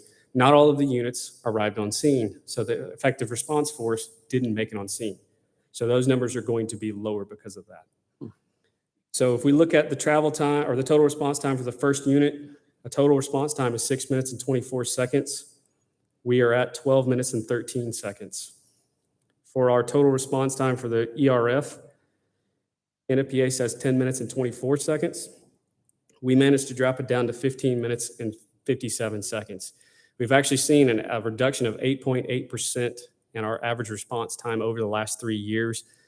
Part of that was putting Station 44 into service. That really helped us. And that's why you see the big reduction between 2019 and 2020. So why does this matter? Well, for an EMS or a patient who is having a stroke or a heart attack and there's loss of oxygen to the brain, damage begins within 1 to 2 minutes. Within 4 to 5 minutes, permanent brain damage can occur, and then with 10 minutes, death is likely to occur. For fire incidents, this is a graphic that was put together by the United States Fire Administration, and it's a time versus products of combustion. So it basically shows time frame on the bottom. The longer it takes for us to get on scene, the more likely the fire is going to be in what's known as a flashover state. And the flashover stage is when everything in the room combusts at the same time with temperatures well over 1,000 degrees at the ceiling. Nobody can survive those conditions, not even firefighters with full protective gear. So having extended response times leads to unchecked fire growth and ultimately flashover within the time frame before we even get to the scene. And that locked out. All right. Hey, quick question. Yeah, I know you mentioned the dispatch. What's the issue there? If it's one, I mean, it seems like that's something that can be easily fixable. I'm just curious. Staffing is one. We don't have dedicated fire dispatch. It's fire and police, so they juggle both. There's some parts of the country in Arizona where I worked for a long time. We had dedicated fire dispatchers, so all they did is fire, and then they had police separate. What we did in 2021 is we had the technology, and they had the technology as well, which is the automatic vehicle locator it's called the AVL system for dispatching, which CAD, if you activate it, our vehicles are equipped with the AVL. Before, they used to use, so that the human element a factor was added, they would look around, see which one is the closest station, the address, then they'll ring the station. With the AVL, it automatically picks up the closest unit to that particular address, and it dispatches automatically. So we pushed for AVL. So we were the first ones in North Fulton to use AVL. Roswell is following suit right now with AVL as well. And Alpharetta is working on getting there with AVL. And we're looking at a program they're going to present to see if we can get CAD dispatch to our dispatch truck with the Roswell, as well with Chatcom, the 3. So that will show real-time AVL for all North Fulton cities. So that way, any dispatcher, no matter where, the 3 centers can see which one is the closest unit to call. So that's a lot of that. The drop in dispatch is partially because of AVL, but they're struggling with staffing, and that's the problem. They juggle both. And as you can see, instead of a 64-second dispatch, it's taking 3 minutes and plus dispatch. So that's valuable time that's eaten away from our time to get out and respond. And then also on the chief's note, one of the things that we've also implemented is the use of the NDT systems inside the cab. Our laptops have a program in there now where we can go in and we actually manually hit the en route button and on scene button. We found that a lot of it was human error from dispatch for some of our response times. We would have a turnout time of 15 minutes when the call was right around the station and they had a travel time of a minute. It's like, well, that's not right. And what we were finding is if it's an incident with multiple units, dispatchers are confused. They got a lot of noise going on and they're missing when units are going en route, or they're missing when units show up on scene.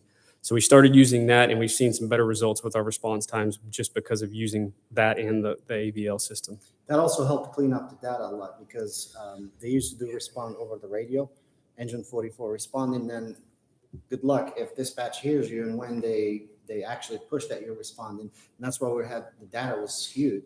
So now we went strictly to, we have the tool. Once you use the MDT on the computer and you push responding, it logs it right there. So the dispatcher is not guessing, did they call en route a minute ago, 2 minutes, 10 minutes?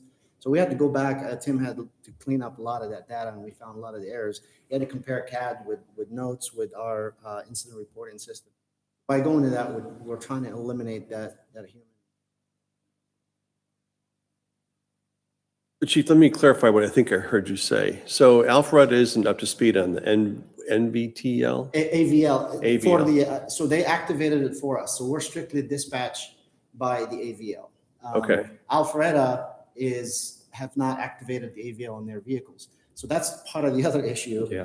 They're having to do AVL with us, and then but they're having to do human dispatch for Alpharetta. They're working on it as part of the Milton Fire Chiefs. That's what we're pushing. Everyone should go on AVL, because ultimately, even if Alpharetta is on AVL, it benefits the citizens of Milton if the call is closest to one of their stations. That's the difference. It uses satellite geolocating it pings the closest unit to that particular address. So acknowledging the problem is, of course, the first step, and getting their agreement to cooperate is the next step. What does that look like? How do we get them to cooperate to the level where all those issues, those gaps, go away? Is there something that council can help with? Is there something that our relationship with Alpharetta via either fire chief or city managers can help with that? How do we? Can I jump in on that? Yeah. Councilmember Moore? We have an excellent relationship with Alpharetta. We work very closely with them. We've been doing so since well before I got here. Mm-hmm. And I do have experience in running a 911 center, so I do know what they're dealing with over there. What the chief is talking about with AVL, it's almost like a video game. You can see where all your units are, and then it automatically sends the call to the closest unit. The issue, Alpharetta, from what I understand, is moving over to that to AVL, but I think perhaps more discussions need to be had with Alpharetta. I don't think it needs to rise to that level right now. We could talk about what that looks like as far as dispatch. We talk about level of service all the time. If the city of Milton would like its own dispatcher set aside, then That's where I was going to go next. we Yeah. should pay for that. Mhm. Right now, we pay for our services through our 911 fees. And if we want a greater level of service, we should probably have that discussion with Alpharetta. And you're always subject to the, looking at the times, Tim, is the slowest responder, right? And if that's, if I remember you saying it was either like a battalion chief or somebody coming from the greatest distances, even though they may not be a part of the critical response, they're still factored into the number. It's an interesting, I assume it's a standard that they have to be included in the collection of all those responders. The reason why the battalion chief is usually included in it is because they play the role of an incident command. Yeah. And they also play safety officer. That's why we're getting the second battalion chief. And with the implementation of Blue Card, that second battalion will actually become a division. So they'll actually get into the fire scene a little bit closer. They'll be in their full protective gear, operating within a close proximity of several different crews operating at that residential structure fire or commercial. Really, the level of cooperation between the fire chief since we came on board and we formed the group. Now we have same guideline for responding to structure fires, for multiple incidents, multi-casualty incidents, using blue cards so that we're speaking the same language when we're running an incident. So we're working that level, and we're trying to work through. Actually, our group, we have a subgroup under our North Fulton Chiefs, which is the directors of the 911 centers, and we're working to streamline some of the processes and also get rid of. We're trying to identify what's holding us back, and a lot of it is technology. Roswell and Alpharetta, we're looking actually all three dispatch to go to the same CAD system. So that way you don't have to add all these bridges to connect, because in a major disaster, if it hits this area, it'll be nice for Chatcom to see what units, for example, are up in Milton, which one's available to go either help or vice versa.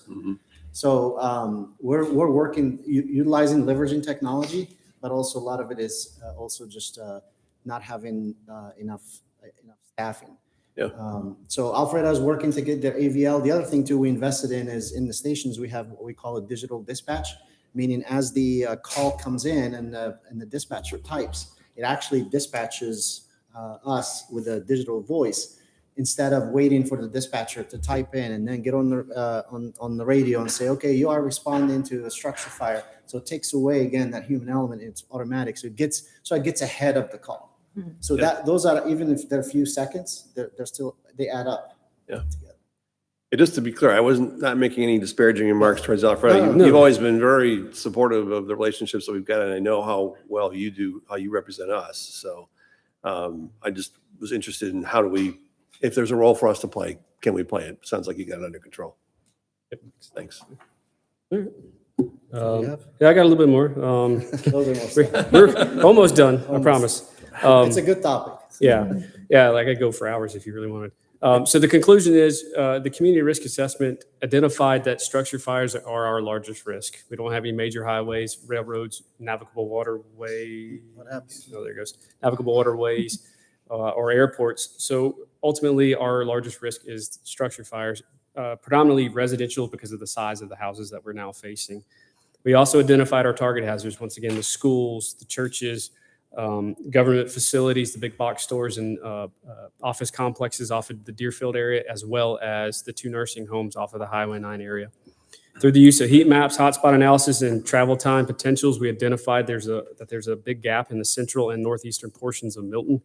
And through the response time analysis, we identified gaps between the NFPA 1710 standards and our current response times. And let me just add that only 0.5% of the fire departments in the nation are accredited, because it's an undertaking. And it's a deep dive into your operations. Are you doing the things correctly, or are you just buying different types of vehicles just because it looks cool? Or, are you just putting a station overhead because you just think that's... So that's why not a lot of departments engage in this, because really it's like an open book, and you have to continue every 5 years that's what Tim talked about, a living document. We go back and reassess. And it ties into ISO as well, the ISO rating. So it's a lot of analysis, a lot of cleaning up the data, make sure the data that we put in is correct, because it's all data driven. I mean, it's really accurate. And the reason for us, we didn't want to establish our own standard, because how can you match it to best practices? The standard exists with NFPA, and that's what we're going to follow at the 90th percentile. A lot of departments will tell you, oh, well, our response time is great, it's 6 minutes, but they're using the average. Then when you start looking at their actual 90th percentile, you'll find out that it's a different story. So our last slide is some of our major recommendations, and that is to prioritize the building of Station 45. Like I said, utilizing the property that the city already owns at the roundabout. And then once Station 42 is open, review response times to the Hopewell-Hammy Road and the Freemanville Mountain Road areas to see if there is an actually extended response times in that area, and if we need to make adjustments to the response plan. And then explore secondary access points to the backside of the Manor subdivision. There used to be a construction entrance from, I think it's Long Street, into that area, maybe reutilizing that except for fire department responses only to help us cut down on going through the neighborhood and speed bumps and all that kind of stuff. And then explore the potential movement of Station 41 to the downtown Crabapple area due to the shift in basically population density and call density as well. And then explore apparatus deployment and the need for potential additional resources or units. And if I might add, Station 45 would be centrally located. So our plan that once we open that station, the battalion chief will move there because he'll be centrally located. So that will reduce the time for him to get anywhere in the city, as well as our Rescue 42, which is our sort of like our quick response for medical for EMS calls, which is an advanced life support, moving it to central in the city, because right now they come from 44 and it's a haul to go from 44 somewhere else. So by having those resources centrally located, especially with the rescue, we're moving at a quicker pace and getting there faster than a fire engine because they get ahead. And even we talked about having an additional rescue unit potentially in the future. So you have one north, one south, so we can cover that gap. Because a lot of times they'll transport, or if it's a critical call and they don't know who the medics are from AMR, actually our medics will ride with our citizens all the way to the hospital to make sure that they get. So the ambulance is here you go. We actually, we decide. The medics have, and the captains have discretion. They can say, you're riding into the hospital with this citizen. So that takes us out of service because they have to go get them or they have to wait to bring them back. So if you have any questions, we're happy to answer. Yeah. Hey, you did a good job. Yeah. Really. Yeah. Very informative. Nice job. Thank you. Thanks.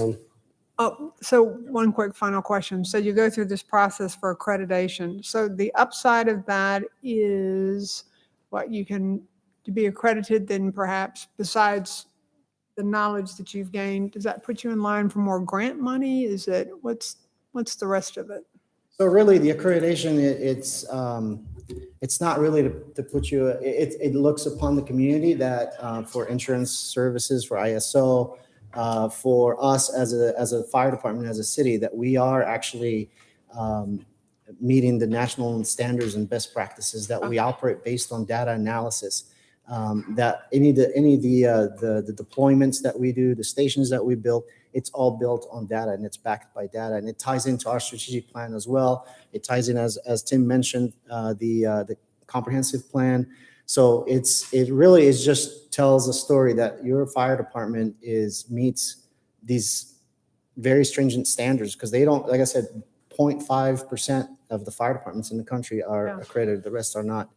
And It's self-imposed. It's very impressive. it is self-imposed, but Very you have impressive, gentlemen. accreditation. They don't just accredit and then off you go. Every 5 years, Well, every year you have to do every year an you have to update submit an updated report, and then every 5 years you actually have to go back through the whole accreditation through the whole process. So, and a lot of departments lose their accreditation because they just, so we're not after just the seal that we will have and obviously the prestige that comes with that as a fire department, as a city, or we want to make sure that we're adequately providing services to our community and that we're meeting those response standards, that we're getting there within, given an opportunity for someone to survive a cardiac arrest or a stroke, given an opportunity to save citizens money for limit losses on their properties if we have fires or disasters. So the quicker we get there, as Tim explained, with that growth of fire, the better chance for us stopping the fire before it becomes catastrophic.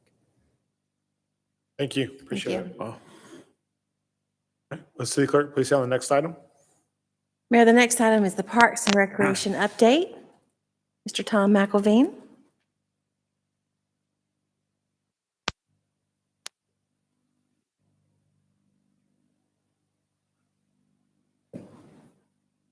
Good evening, Mayor and Council.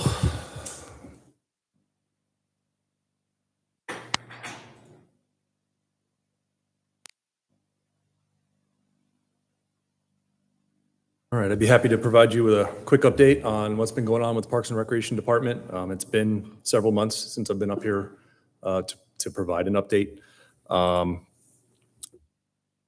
There's no better place to start. We've got a couple new team members here in the audience joining us today.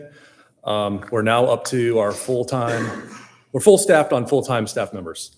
We have one part-time position still open. So Maddie Post is our new community outreach manager. She comes to us from CHOA. She did fundraising there and did a lot with special events. And she'll be tasked with community outreach and as well as like some internal engagement as well. And then Matthew Graining comes to us from Cherokee County most recently. He was a recreation coordinator there, doing mostly athletics. And he comes with ideas out the wazoo. It's great. We have our staff meetings. He just rattles off great ideas. So if they don't mind, I'd like them to come up and just say a few words and introduce themselves.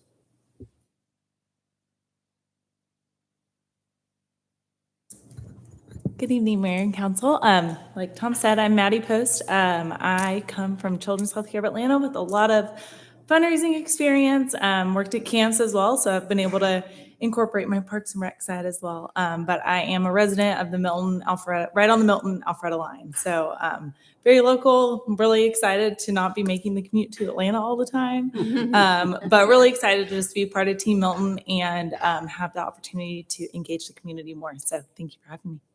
Thank you. Welcome. Yeah, good evening, Mayor and Council. My name is Matthew Graining.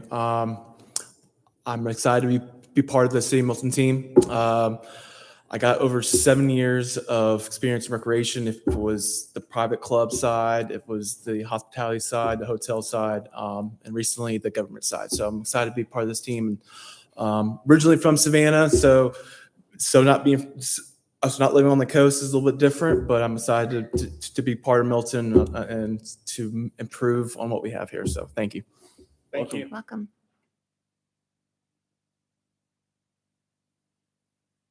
It's really nice to have some new, fresh ideas coming from some new folks.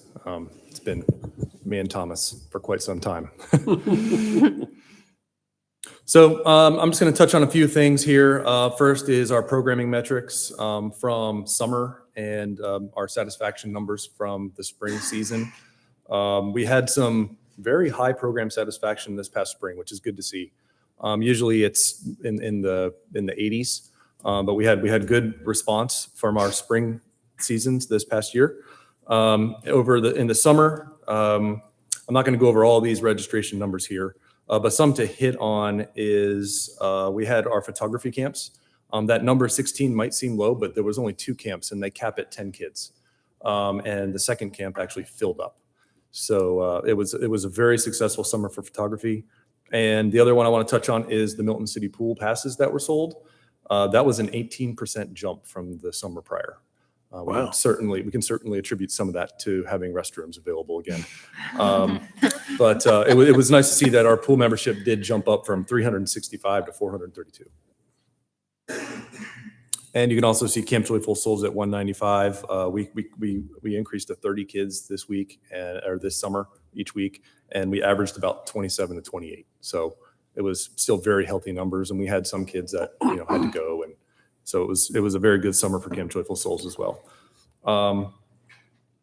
We also had several camps.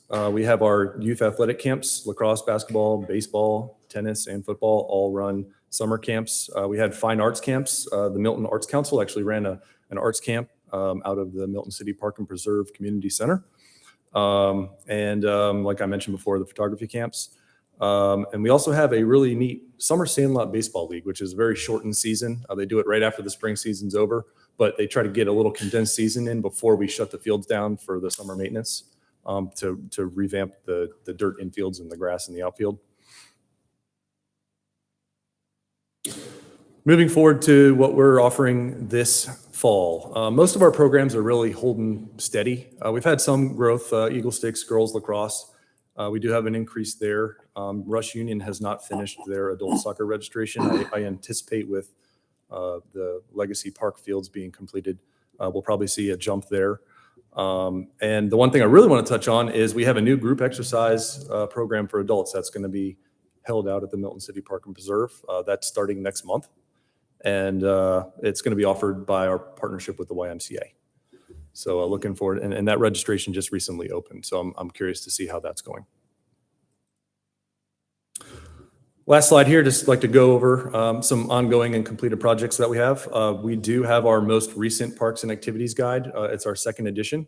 Our first was our summer programs, and then this edition covers fall, winter, and spring. That is kind of a living document where we can go in because we don't print it necessarily. So we can go in, and if there's a change to a program or whatnot, we can change it in the PDF and then re-put it out online. So we've gotten some good response from that activity guide. We also had the Legacy Park turf fields, formerly known as Cox Road. The turf fields are complete. The fields are being utilized. This picture on the top right is from last week. The project's not completely done, but the fields are able to be utilized. So we did open it up. There's just some work on the retention pond that still needs to be completed. We've also got the two equestrian projects that were completed. Many thanks to Public Works. They did all the heavy lifting there. But the Birmingham Freemanville Green Space has been opened. And that first weekend, there were a lot of horses out there. I think there were 7 horses that are a group. They all trailered out there together and rode together. And ironically, I went to high school with one of the girls that was there. And then the new parking enhancements out at the Birmingham Park in the back corner that accommodates. If you haven't driven by there, it's huge. You can fit so many trailers in that parking lot. It's going to be great for our equestrian community to be able to have easy parking. In fact, the folks that went to the Freemanville Birmingham Green Space went to Birmingham after and kept riding. So that was great. We're continuing our park naming efforts. Next up, we're going to do that Freemanville Birmingham Green Space because I don't like saying Freemanville Birmingham Green Space. So giving it a name would be great. So that's going to be Greg and I's next project to work on. And last is just our events. So I haven't updated you on the 4th of July parade. It was very successful. We had a lot of participants at that 4th of July walking parade. Hoping to build upon that. And if it keeps growing, we're going to have to find a new location because we were packed in this summer. And last, we're getting ready and gearing up for our next event, which is Carbon and Crabapple. And it's Maddie's first community event that she's working on. So met today and she's already about 90% there. So that's all I've got. And if there's any questions, I'd be happy to answer them. Any questions for Tom? Tom, is there a water supply at either one of the equestrian facilities yet, or are we planning? There is water at the Birmingham Park project. Sarah might be better fit to answer it, but I don't believe that the water is finished yet. Okay. There's some power supply with supplying the water to the well. Okay. Great, thank you. All right, cool. Thanks, Tom. Appreciate it. Thank you. Thank you, Tom.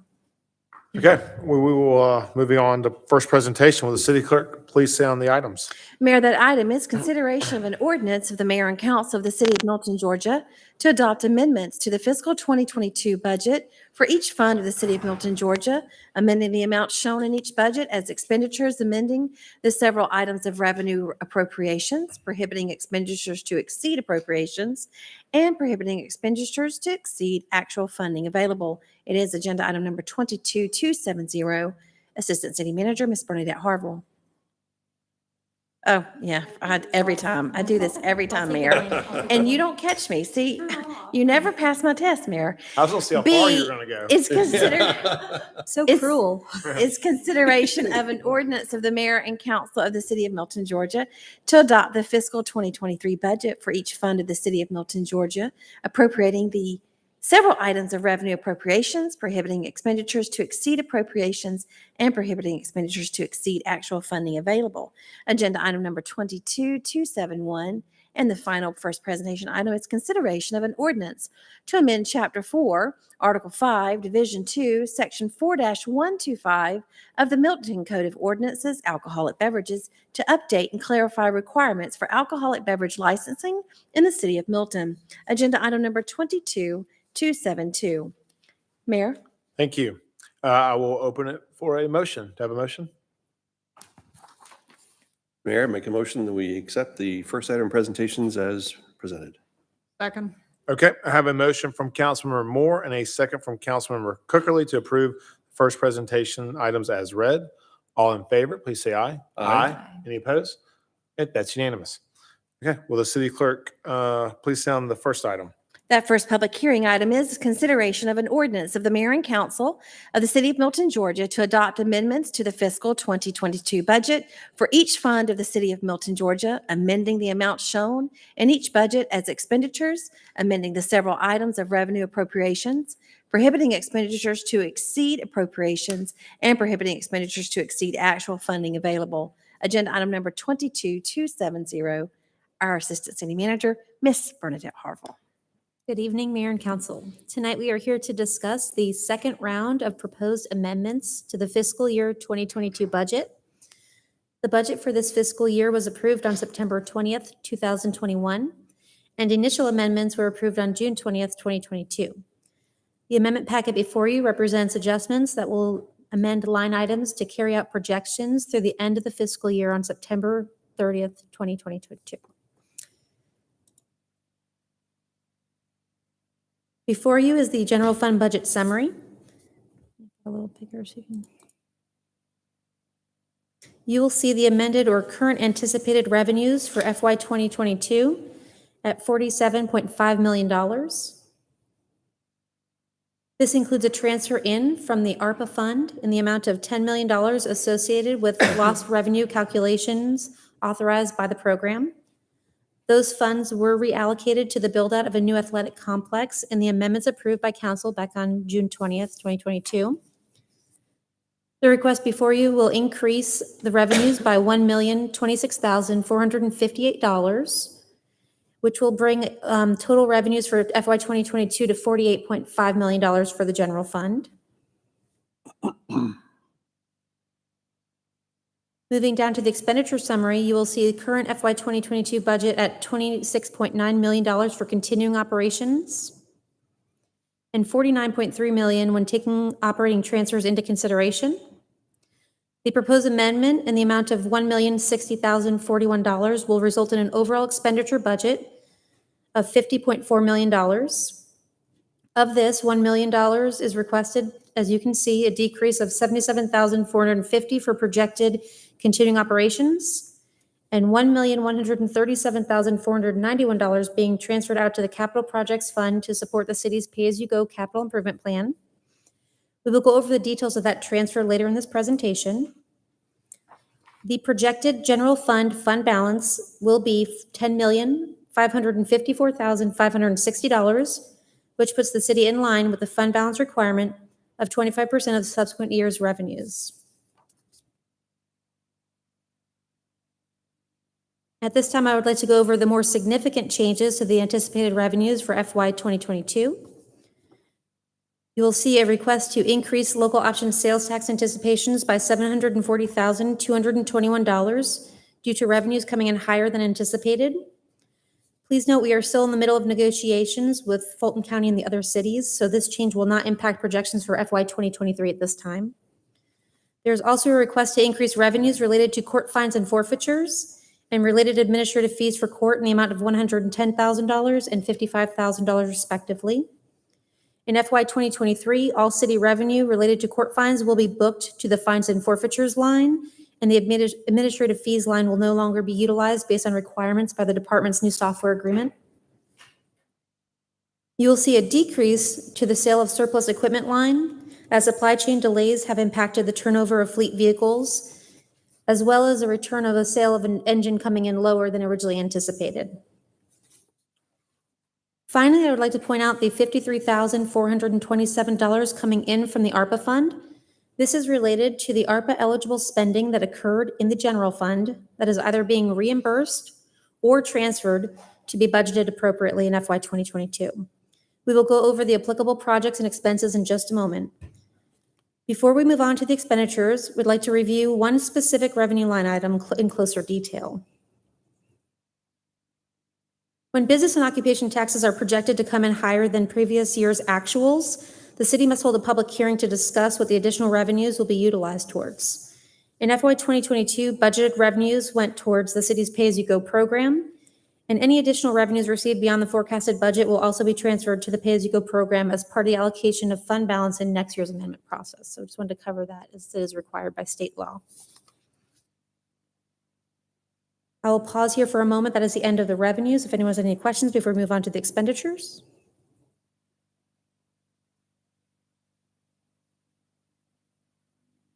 Within this amendment document, the proposed staffing changes are outlined in detail across the next 3 pages. Sorry, the proposed expenditure changes are across the next 3 pages. The initial request pertains to funding required for the runoff election that took place in November 21, which was fiscal year 2022's budget, in the amount of $31,500. The remainder of the fees were covered by an internal amendment related to salary savings and the scanning project coming in lower than originally anticipated within the city clerk department. Throughout the amendments, you will also see certain departments having either a debit or a credit associated with employee benefits category. As you may recall, Milton budgets for anticipated average costs per employee and does an end-of-year true-up to account for actual costs across the departments. Overall benefit expenses are projected to come in lower than anticipated across the city in FY 2022, so none of these entries are indicative of a need for additional funding in any way. Please note legal expenses associated with the approved rate changes as well as Milton's share of the lost negotiation council expenses are coming in higher than anticipated, and an amendment for $35,000 is being requested. You will also see 2 amendments noted with a double asterisk, which signals an ARPA eligible expense that needs to be budgeted in FY 2022. I will show you a detailed listing of those expenses in just a moment. On the next page, you can see the expenditure detail for the general fund. There's a request for $7,000 to account for added insurance coverage that exceeded original cost projections. You will also see $20,000 being released from the communications department related to work that was performed in-house by community development staff in FY 2022 associated with the marketing and branding study.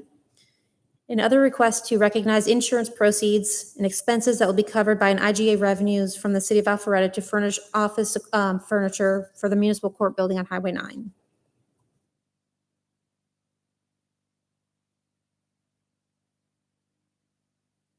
On this page, we are recognizing the release of funds associated with the separately budgeted Economic Development Department, as the Economic Engagement function will now be under the Community Development Department. Community Development had funding related to position vacancies that covered any spending in FY 2022, allowing these funds to be freed up towards the pay-as-you-go funding strategy the city utilizes to fund capital projects. And that is also contained within this transfer out to capital projects funds of $1,137,491. Similarly, any contingency funds that were not needed to cover higher than anticipated expenses has also been released towards this pay-as-you-go transfer. That transfer of $1,137,491 will be allocated as follows. $8,300 from the sale of a surplus vehicle back to the Community Development Vehicle Replacement Account for coverage of the cost of vehicles to replace that one. $129,191 for the inclusion of a metal roof at Fire Station 42 as approved by Council on August 15th, 2022. And $1 million towards the planning, design, and construction of Fire Station 45. Captain Tim Murray went over that in detail. Station 45's contemplation has been in the long-term capital improvement plan for some time, and we're going to begin funding that through these transfers. On this next page, you will see the detailed transaction I've been alluding to for the $53,427 transfer in from the ARPA fund. You can see that the majority of these expenses were previously budgeted, and these funds will be freed up for funding that pay-as-you-go transfer out, with the exception of the $2,180 going to the city manager's department to account for expenses associated with ARPA grant management advisory services, and $1,274 towards Zoom licensing in the general administration department in FY 2022. That brings all of the expenditure requests to a close, and I'll stop here for a moment before we move on to special revenue funds.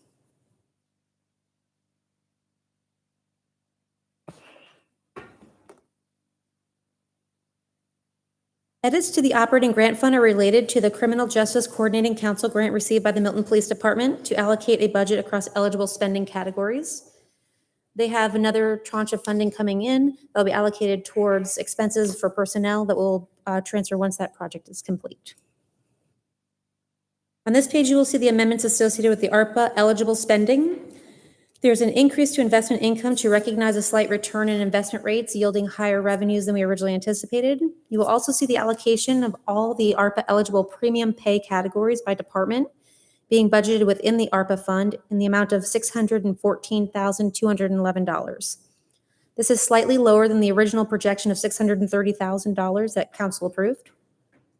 The difference will now be eligible to be utilized towards other ARPA eligible projects.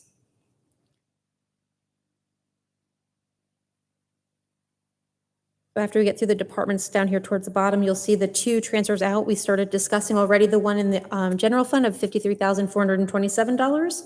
We also have an additional transfer out to the capital projects fund in the amount of $2,472,532.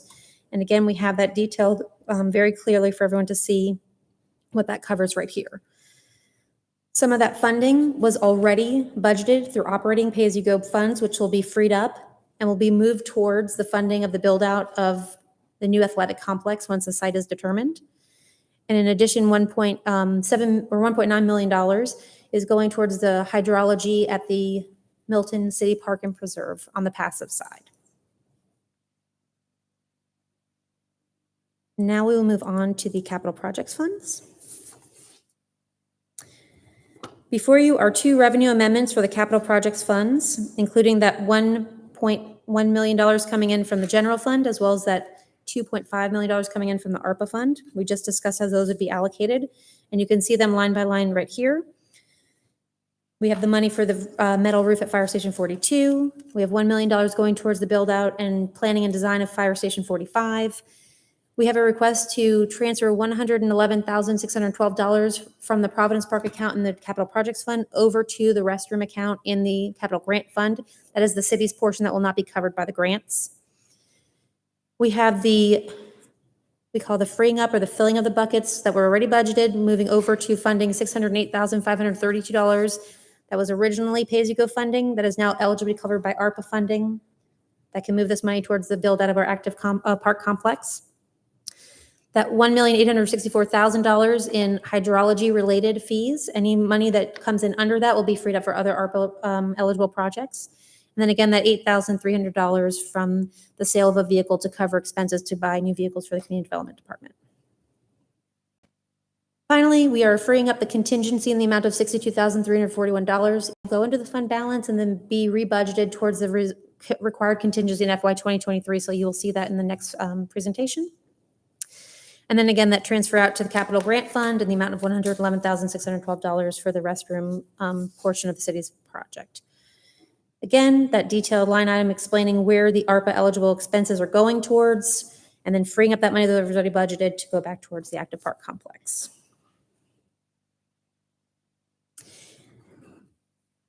In the Green Space Bond Fund, we have the recognition of updating anticipations for tax-related revenues, investment income, and recognizing revenue from the sale of a piece of property at the intersection of Freemanville and Birmingham for a roundabout project, should council approve that later this evening. If approved, this piece of land worth $33,800 will be purchased with T-SPLOS funds, and that money will be returned to the land conservation acquisition account for the Green Space Bond. In the T-SPLOS fund, we're just recognizing additional revenues that are anticipated from investment incomes, again, with interest rates going up, and then allocating that towards an eligible project, which is Morris Road widening. Then we have that recognition of the, we've already spoken about, of the $111,612 for the Capital Grant Fund for Providence Park restrooms. And then finally, recognizing again investment income in the Revenue Bond Fund and putting that towards Fire Station 42 to cover any expenses eligible for the bond. That is the FY 2022 amendments in detail. If you have any questions, I'll be happy to answer them. Oh, do we have any public comment? Not on this item, sir. Okay, I'll close the public comment. Any questions for Bernadette on this? Okay, so we will move on to the next public hearing item. Mayor, that next item is consideration of an ordinance of the mayor and council of the city of Milton, Georgia to adopt the fiscal 2023 budget for each fund of the city of Milton, Georgia, appropriating the several items of revenue appropriations, prohibiting expenditures to exceed appropriations, and prohibiting expenditures to exceed actual funding available. Agenda item number 22271, Ms. Bernadette Harville. Okay, now we're moving on to the proposed FY 2023 budget. We are here this evening to discuss the proposed budget for fiscal year 2023, which will cover revenue collections and spending from October 1st, 2022 to September 30th, 2023. Staff presented the draft budget in detail at the work session on August 8th, including all new initiatives, continuing operations, as well as requested market adjustments to salaries. Tonight, we will present a higher level overview, and staff is in attendance here this evening, including our two newest directors, Karen Ellis and Nikki Graham for HR and Finance. So if you have any questions for anybody, we have everyone in attendance from our leadership team. And we'll be happy to answer any questions you may have. But again, I'm going to try to keep it a high level overview and just really focus in on the things that may have changed from that last presentation to this one. Before you, we have the consolidated budget summary, which includes all budgeted funds as well as those carrying a fund balance. We have the general fund, which accounts for the operating activity that is not required to be separated out to any other special revenue fund. We have those 6 special revenue funds, which are required to account for specific revenue sources and their corresponding spending activity. And 6 capital projects funds, which account for capital-related purchases and other long-term projects. The citywide budget, including budgeted spending across all funds, is $56.1 million. And please keep in mind that all capital funds are budgeted on a project-linked basis, so any funding that's not spent in FY 2023 will carry over into the next fiscal year as part of the city's capital improvement plan. And just a reminder that all budget requests must tie back to the city's planning process as outlined in each year's budget book. Each plan that guides spending requests has received public input and has been adopted by the council. We have plans including the 5-year strategic plan, the comprehensive plan and its short-term work program, other community development planning documents, transportation plans, pavement and stormwater plans, the T-SPLOST project lists, and trail prioritization plan and other parks and recreation master plans. Additionally, department-specific strategic plans and others, and the most recently adopted local road safety plan, which will be incorporated in FY 2023 as well.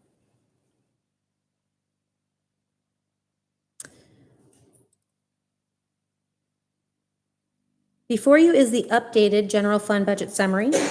You can see actual earning and spending activity for fiscal year 2020 and 2021, as well as the updated amended budget for FY 2022. This includes all of the amendments proposed earlier this evening to the FY 2022 budget, which have altered associated year-over-year variances in each respective category. The FY 2023 proposed budget includes a few changes from the work session draft budget presentation, which we'll go over in detail throughout this presentation. Overall revenue forecast for FY 2023 equal $38,023,513, with ongoing revenues down $292,668 from FY 2022's projected amended budget, and $10,459,893 less when taking one-time transfers out to the Capital Projects Fund into consideration. Again, primarily that $10 million was related to the one-time ARPA eligible spending that we transferred out. Continuing operations, excluding the required 1% contingency on the new initiatives, are up 8% compared to FY 2022's final amended budget. A key component of this increase is the market adjustment to salaries that Deputy City Manager Stacey Inglis, along with Chief Austin and Chief Ben Musa, proposed at the work session in August. The overall impact of those adjustments, including the impact to salary-dependent benefits, is $1.8 million across all staff citywide. When taking contingency and new maintenance and operating initiatives into consideration, the year-over-year variance is $3,809,357, or 14.2%. At the bottom of the summary, you will see the final projected fund balance at $9,259,525, which is in line with our required reserve policy of 25% of the subsequent year's revenues. Before you is the detailed revenue projections. All current year property tax projections are based on a millage rate of 4.469 mils, down from 4.731 mils in FY 2022. We went over everything in detail back in August, so tonight I'll again just focus on those that have changed. In the charges for service category, there has been a reduction of $140,000 to the administrative fees for court, which were moved to the fines and forfeitures category, which we just talked about. So it's a net neutral. There's no additions or reductions to the overall request. It's just moving categories. And the only other revenue change we have is the projected revenues of $150,000 in the investment income account. With interest rates beginning to increase, staff have updated the projection and no other revenue categories have been altered at this time. So the overall change in revenues is that $150,000 to that bottom line. Again, going through the expenditures, we'll just focus on those that have had any changes. For continuing operations, we have the Risk Management Department. Costs associated with added coverage have been taken into consideration, and the FY 2023 budget has been increased by $7,250 from what was proposed in the draft budget. In the Communications Department, $20,000 related to marketing and branding has been removed in FY 2023, as this will be addressed by the community development staff. So a reduction of $20,000 within that department. In municipal court, we moved $25,000 from the police department salaries to cover court salaries associated with court security, which is performed by Milton Police Department. So you'll see $25,000 added here, but removed from the police department. So a net neutral, no change to the overall ask, just moving where it's being accounted for.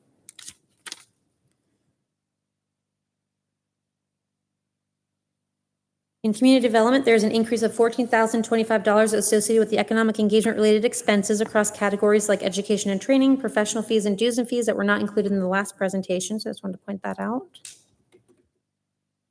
And after updating the 1% required contingency according to our rules, the changes overall net a $1,288 change from the draft budget to this budget. So it's not a really material change, but I did want to point out where those changes were in case anyone had any questions about that. On this page, you will also see an edit to the transfer out to the T-SPLOST fund from $380,000 to $180,000. As staff was able to utilize the $200,000 from the North Fulton CID as part of the match on the Big Creek Greenway project. That freed up $200,000 in PAYGO funding to be used towards other projects that we'll go over later this evening. One of them being the request for the Windward and Highway 9 LCI update, and then another portion of that funding going towards Fire Station 45. Does anyone have any questions about the general fund at this point? That was continuing operations, and just moving on quickly to our new initiatives. Staff presented on these initiatives in detail in August, and no changes have been made to these requests at this time. The total of all these requests in new initiatives is $1,324,518, and includes staffing-related requests for information services, communications, public safety, parks and recreation, and community development, in addition to sidearm upgrades, portable ultrasound equipment, and maintenance fees related to radio upgrades. Staff is present to answer any questions should you have them, or we can move on to capital projects.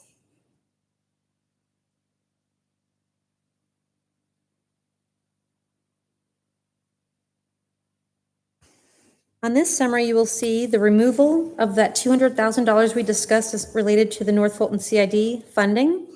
Again, it is now incorporated in the project sheet for the Big Creek Greenway.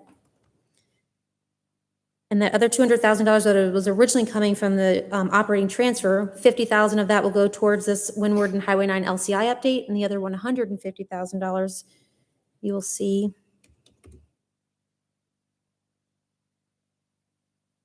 right here going towards the west side, Fire Station 45. The only other changes to the pay-as-you-go program in Capital Projects Fund is that reduction of $200,000 from the trail connections of Big Creek Greenway coming from the operating fund, and also the addition of $150,000 to the build-out of the new athletic complex once the site is determined. That concludes all of the changes that have occurred between the draft presentation in August and tonight's first presentation. I'll be happy to answer any questions, and again, staff's here to answer any questions if you have more specific department-related requests. Do we have any public comment? We do, sir. Okay. I'd like to invite Mary Cronk to the podium, please.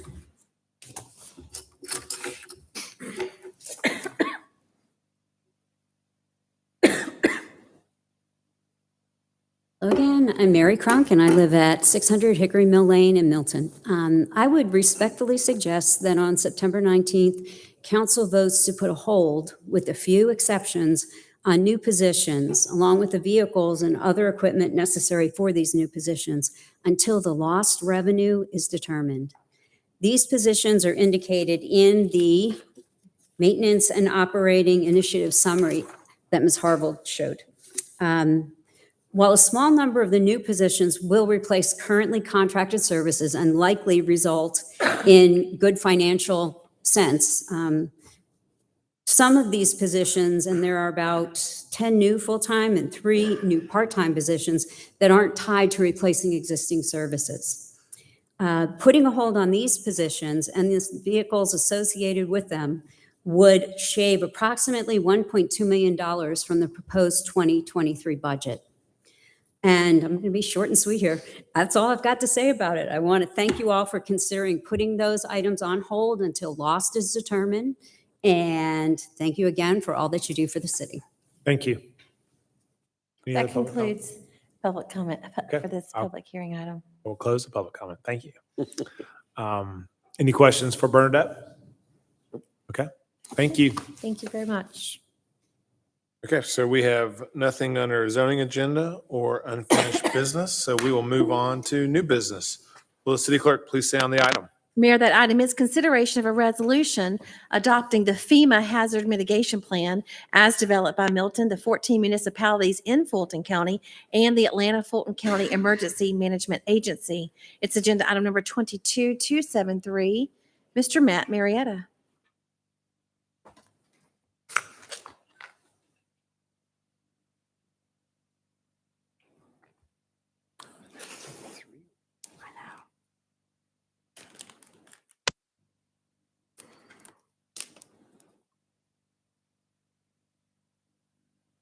Good evening, Mayor and Council. Just to give you a quick overview of the emergency management parlance that's being used in this. When we talk about hazard mitigation, in the life cycle of an emergency, large-scale emergency generally is what we're talking about. You have response, you have, which is when all the apparatus or public works or whatever goes out into the field. You've got recovery, which is when the city tries to get itself back to normal. You have preparedness, which involves all the firefighters and police officers and everybody practicing and making sure that they're able to respond appropriately. But then we also have mitigation, which is to try to do things to a community to make it more resistant to damage or negative impacts from a disaster. This could be any type of disaster. It could be winter weather, could be a hurricane. We've actually had 2 of those that we've had disaster declarations for. It could be an active assailant situation, all sorts of different things that would result, most recently a pandemic for 2 years that could result in a FEMA disaster declaration.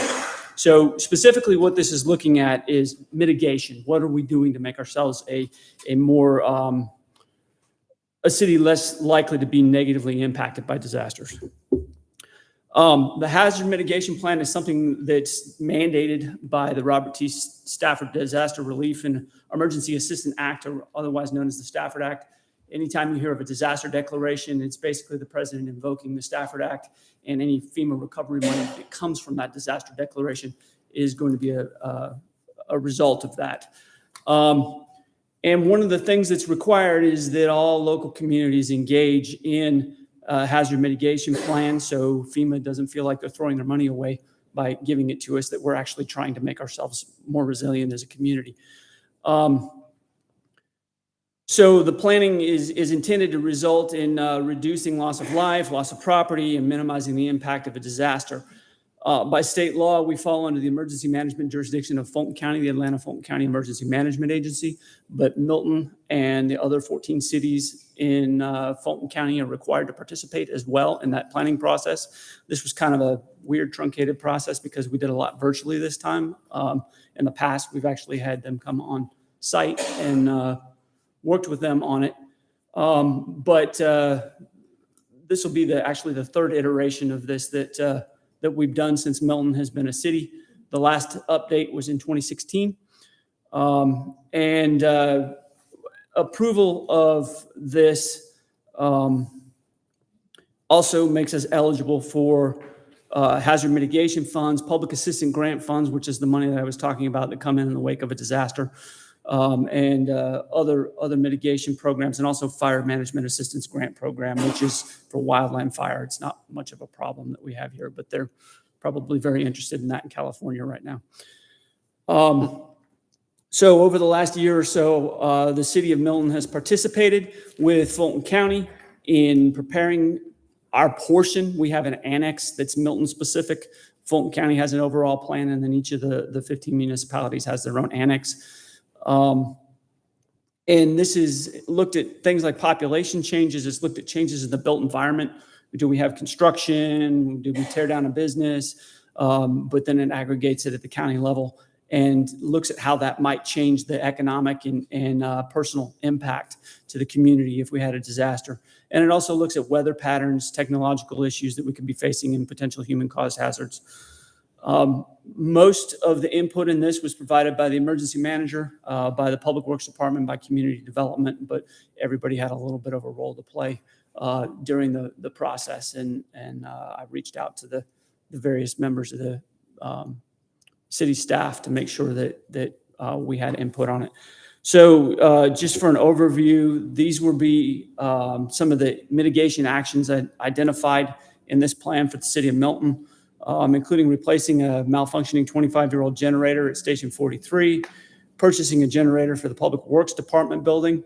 Unfortunately, we found that if we have a major event, snow or wind or something, and the power goes out, the Public Works Department finds themselves without operational space, and so they relocate to the fire station, which is usually full of fire engines. So it creates a little bit of a difficulty. So we look at those kind of things to make Milton better able to respond. Test and improve LEOP and COOP plans. That's the local emergency operations plan and the continuity of operations plans for the city. What do we do if government has to shut down or move somewhere else? There's actually drills and testing that we're supposed to do for that, and then do evaluations and try to constantly improve our processes so we're better able to respond. Looking at integrating GIS web mapping, and also something that's been floating around in the back of my mind for a while is developing emergency action plans for dam safety. And that's something that really we would need consultants to do appropriately.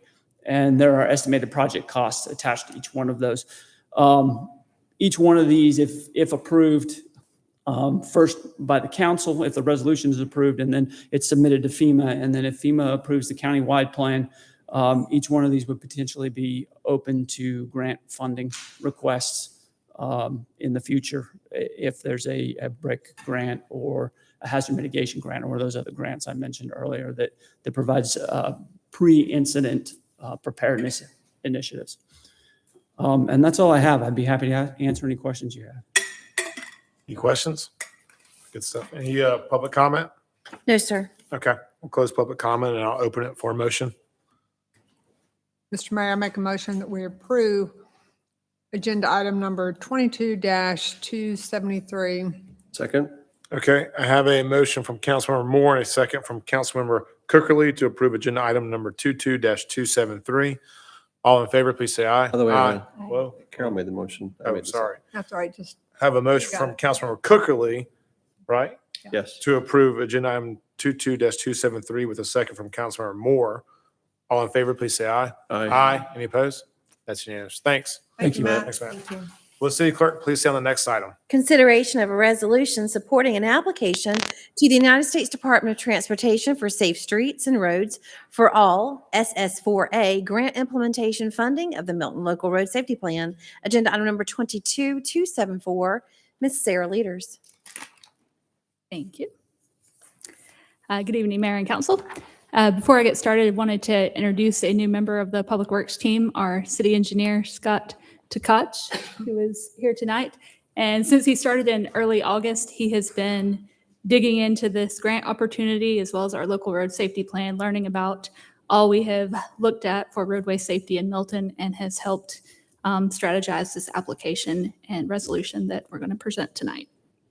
So I'm not going to put him on the spot to come present, but he's here to answer any questions, and we'll formally introduce him at an upcoming meeting. So the purpose of this item, we'll go over the objective, the timeline for the grant, review the local road safety plan, the components related to this project, present our recommended project, and then summarize. So the objective is identified through this grant funding opportunity, Safe Streets and Roads for All. So this was just recently authorized and funds were appropriated. It's $5 billion for nationally for this year. So it's open to any municipality within the United States. And they're going to award both action plan grants as well as implementation grants. And to be able to qualify for the implementation grants, communities have to have an adopted local road safety plan with an action plan. And we are in that unique position with having just adopted ours. Like I said, we'll review the local road safety plan, the components of that plan, as well as how they relate to the application, get any feedback on the recommended project from you all tonight, and then ask you to consider a resolution to support submitting for the grant. In August 1st, we presented the final local road safety plan that was adopted. On August 15th, Public Works presented a Vision Zero goal, and Mayor and Council adopted that resolution to become a Vision Zero community to strive towards zero serious injuries or roadway accident fatalities. And then on September 15th is when these applications are due. They expect to award within a year and completion within 5 years. And our proposed timeline for that 5-year implementation is actually to stagger it over a couple years, so we're not proposing this project all at the same time. So this is a slide presented multiple times that represents the strategic plan goal as well as the vision for the local road safety plan to make improvements to the transportation infrastructure through engineering, education, and enforcement that respects Milton's rural heritage, enhances its quality of life, and makes our roadways as safe as possible. And what I'm going to do on the next couple slides is highlight in yellow the portions of the local road safety plan that are worked into this proposed project. So these were the emphasis areas, what we were trying to address with all of our strategies, and these are the ones that, again, relate to what we're going to propose as the project. From the local road safety plan action plan, the highlighted sections are what were part of the major priorities that are directly related to this grant, and one of those being to actually apply for the grant. So as we were developing the final action plan, we were aware of this grant opportunity and really tailored our plan to be able to qualify for all the criteria associated with the grant.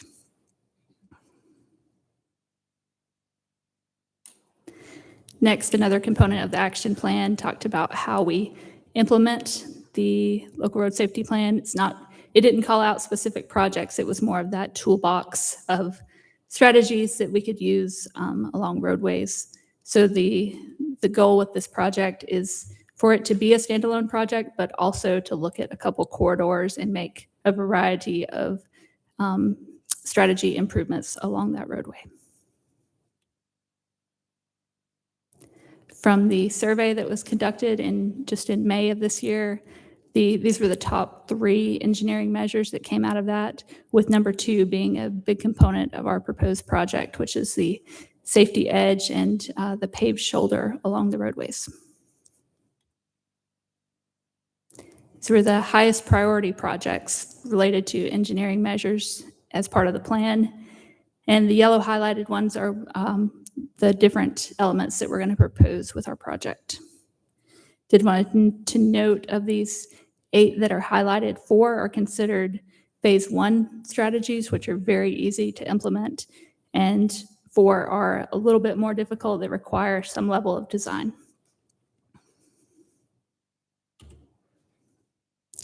So a little more details on our project.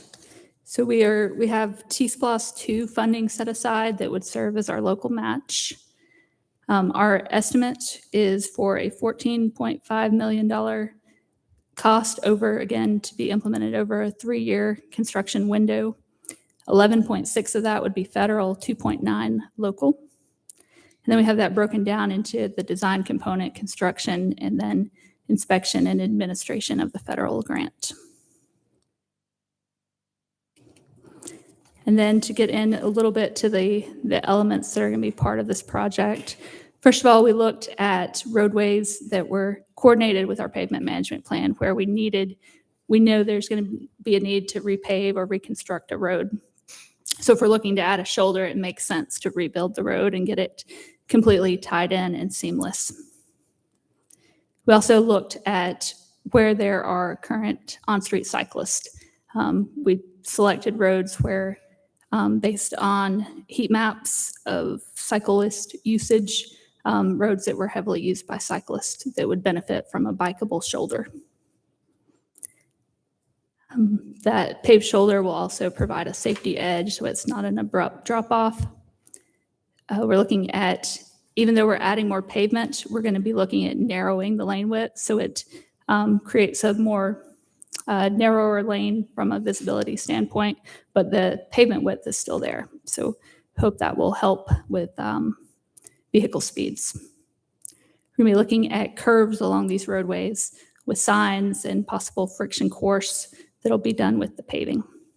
And then generally signs, striping, raised pavement markings, as well as a grooved center line. And that's going to be a benefit for vehicles that drift or distracted drivers. We opted not to utilize a edge line, grooved edge line, because of our on-street cyclist. Okay, now into the project. These are the segments of roadway we're proposing to imply all of those elements I showed on the last page along. So we have Freemanville Road. Segment 1 is from Providence to Mayfield. And segment 2 is from around the bridge over Chicken Creek all the way up to the county line or to Mountain Road where it dead ends. You'll notice there is a gap there, and that section has already been widened to a similar, has been full depth reconstructed and has a shoulder already. Next is Mountain Road, which will run the full length from Freemanville to Hopewell. The next section is Long Street from Hopewell to Lively. Then Bethany Bend from Cogburn to Hopewell. Bethany Way, Hopewell to Haygood. And then Providence from Bethany to the city limits. And again, what we looked at with these were not really our arterial roads. These were those mid-level volume collector roads and local roads where we're able to provide those improvements that will improve for multi-uses, the cyclists and the roadway users. So we've briefly highlighted the components of the application, shown the implementation of the strategies within the action plan, and like to get any comments on our recommended project, anything additional that we should be including or not including. And then our next step will be to apply for the funds by the deadline if there's an interest in considering this resolution to support the application. Glad to answer any questions. So Sarah, what would homeowners see? You have this package of stuff that you would do. What would I tell people in Providence? Like, what will they see? So they will see the lanes. Providence, I'm not sure the existing lanes. We've done an inventory of what the current lane widths are, but it could be in some cases that the striping that indicates the lanes could be slightly narrower. There would be a little bit more of a shoulder on the edge, safety edge and bikeable shoulder. The grooved center line, that's something new that we have not done before. And then just evaluation of curves. And the biggest component that everyone will see, though, is the fresh pavement striping and just the visibility of the roadway. Is this mostly bicycle centric? Is that how you would characterize it? That is how we selected that, and the pavement condition are really how we selected the roadways that felt like would be a good fit for this funding. All right, thank you. Paul? Sarah, just two clarifications, please. Bikeable shoulder, meaning hard surface paved, probably Correct. asphalt? Yes. And I would just add, Carol, one of the other benefits of this, I would say, would also be to our community with young drivers. Some of our roadways have got some pretty significant drop-offs. I know we do a good job of trying to bring those the dirt part back up, the widening areas would benefit young drivers with safety improvement. Any other questions for Sarah? I will, are you good with everything? Okay. I think so. So we will open it. I'll open it for a motion. Mayor, make a motion that we accept agenda or approve agenda item number 22-274 as requested by Public Works. Second. Okay, I have a motion from Councilmember Moore and a second from Councilmember Johnson to approve agenda item number 22-274. All in favor, please say aye. Aye. Any opposed? That's unanimous. Thank you. Will the city clerk please say on the next item? Mayor, that next item is consideration of a resolution to reimburse the City of Milton's Green Space Bond account with T-Splosh funding to support and accommodate the improvements being constructed as part of the Freemanville Road at Birmingham Road project. Agenda item number 22-275. Sarah?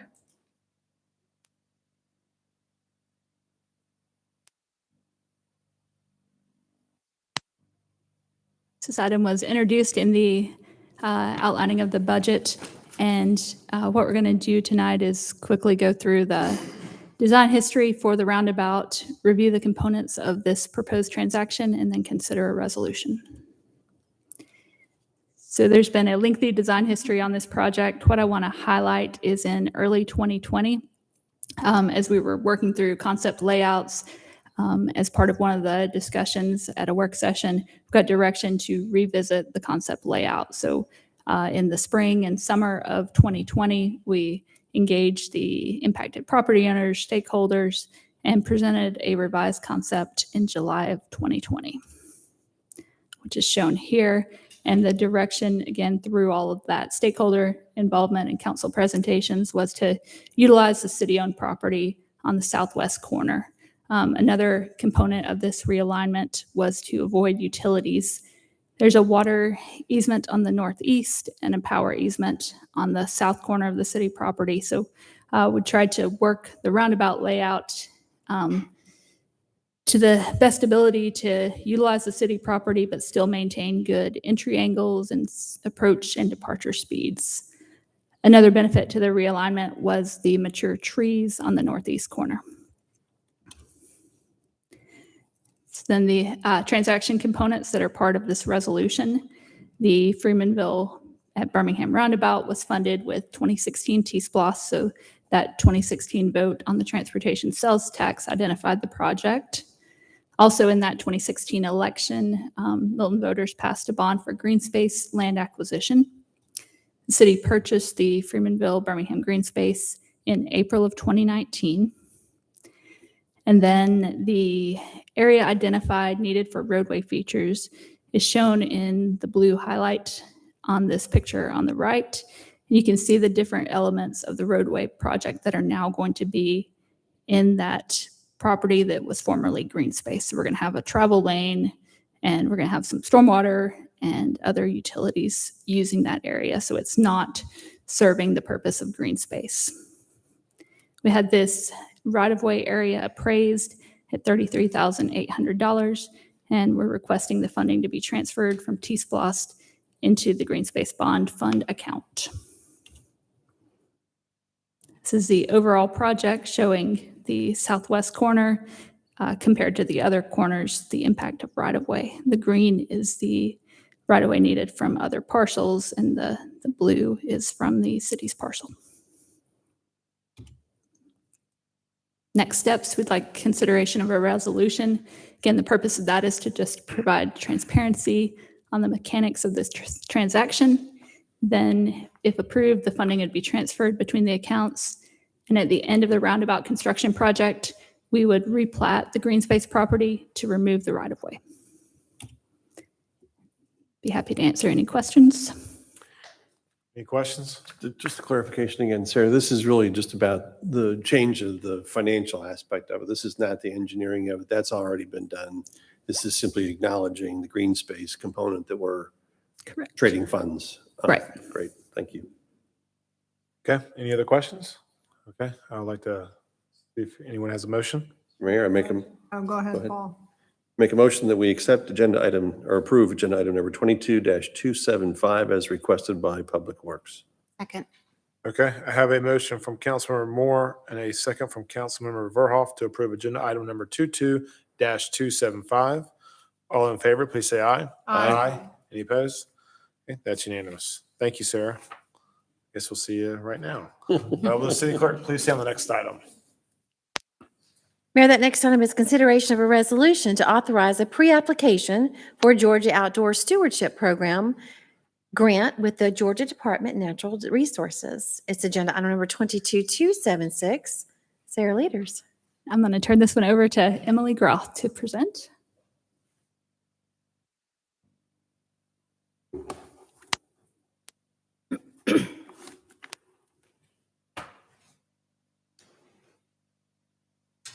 All right. Good evening, Mayor and Council. Tonight we have a resolution to authorize a pre-application for the Georgia Outdoor Stewardship Program grant with the Georgia Department of Natural Resources. So tonight we'll review the GOSP, the Georgia Outdoor Stewardship Program grant, in reference to our proposed project and funding source. Just as a little background for the grant, it was approved in 2018 by the Georgia General Assembly and was implemented the next year, so it's relatively new. This secured state funding intended to improve infrastructure and access to outdoor recreation opportunities. The grant supports both regional and state and local trails and parks, as well as conservation land for protection. Our proposed project is located at the Milton City Park and Preserve, and tonight we're looking for any feedback and recommendations and consideration of the resolution.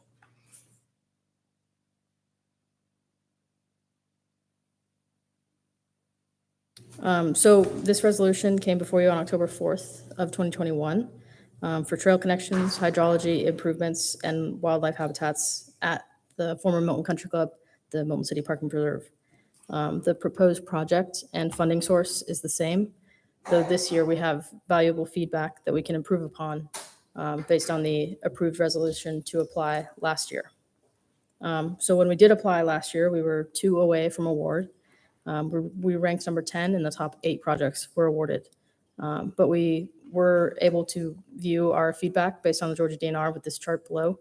1 through 16 is the different application and question categories.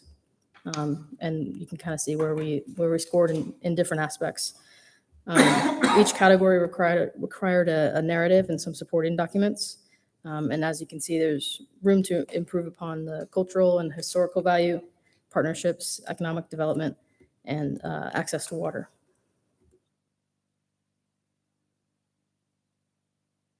So the scope of this proposed project includes trail connectivity back up to Dinsmore Road, hydrology improvements, which would in turn improve our access to water, and habitat restoration. We do have some support and documentation we can use again for our second time for this application. And this includes a hydrology study done by Pond and Company. We have a native species and flora and fauna study from the Southern Conservation Trust that allows us to tailor our wildlife restoration and habitats towards those specific species. And then we can also rely on the property master plan, the park at the former Milton Country Club. And some improvements since last year include the opening of the trail and the rentable facility, and the creation of the Milton Trails Advisory Committee, who can assist with potential partnerships and grant implementation guidance. So this is an overview of our proposed project, with phase 1 in blue now complete and open to the public this past spring. The proposed project would complete the remaining 2 phases of the trail in pink and orange, improve the stormwater areas in red, and the habitat restoration in that light green, all on the northwood side of the property.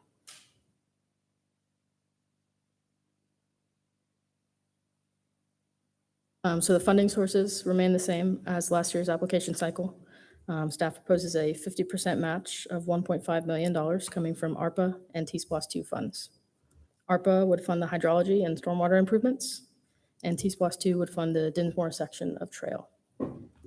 And the grant funds would cover some remaining trail work and habitat restoration. So in summary, staff is open to feedback and recommendations on the proposed application and project, its scope of work, or proposed funding source, as well as a consideration of the resolution. and I'm happy to answer any questions. Any questions for Emily? No, this is a great program, Emily. I'm glad, really thrilled to see the completion of the rest of the loop on the trail, and people are looking forward to that. And I think that we've also accommodated, I believe, the request from the community to move the trail further away from the homesteads that are over there and closer to the water, which along there's a Chicken Creek right there that comes back to Dinsmore. Great plan. Thanks, Emily. Well, I will open it for a motion if there's no other comments. All right, Mr. Mayor, make a motion that we approve agenda item number 22-76. Second. Okay, I have a motion from Councilmember Cookerly and a second from Councilmember Moore to approve agenda item 22-276. All in favor, please say aye. Aye. Any opposed? That's unanimous. Thanks, Emily. Thank you. Okay, will the city clerk please have the next item? That's consideration of a conflict waiver involving Gerard and Davis LLP, representing both Milton and Alpharetta with respect to an intergovernmental agreement regarding housing municipal inmates at the Alpharetta Jail. Agenda item number 22-277, Mr. Ken Gerard. Mr. Mayor, members of the council, first of all, as part of a prefatory comment, let me state that I'm feeling fairly inadequate tonight, not having a PowerPoint. So I will endeavor to make up for it with a lengthier presentation to simply ensure that Brevity is key. get my point. This is, well, let me tell you what this is not. We are not approving the intergovernmental agreement this evening. As you know, it's no secret. We do represent the city of Alpharetta and of course, obviously represented Milton longer. I'm also actually doing some work in Fulton County as well. So it's a complete hodgepodge of issues. But we will be bringing you an intergovernmental agreement with respect to the Milton's potential use of the Alpharetta Jail with additional parties, not only Fulton County, but also the Fulton County Sheriff as a particular, as a signatory to that IGA. And I just want to go ahead and get this step done. And let me just go ahead and get out ahead of this.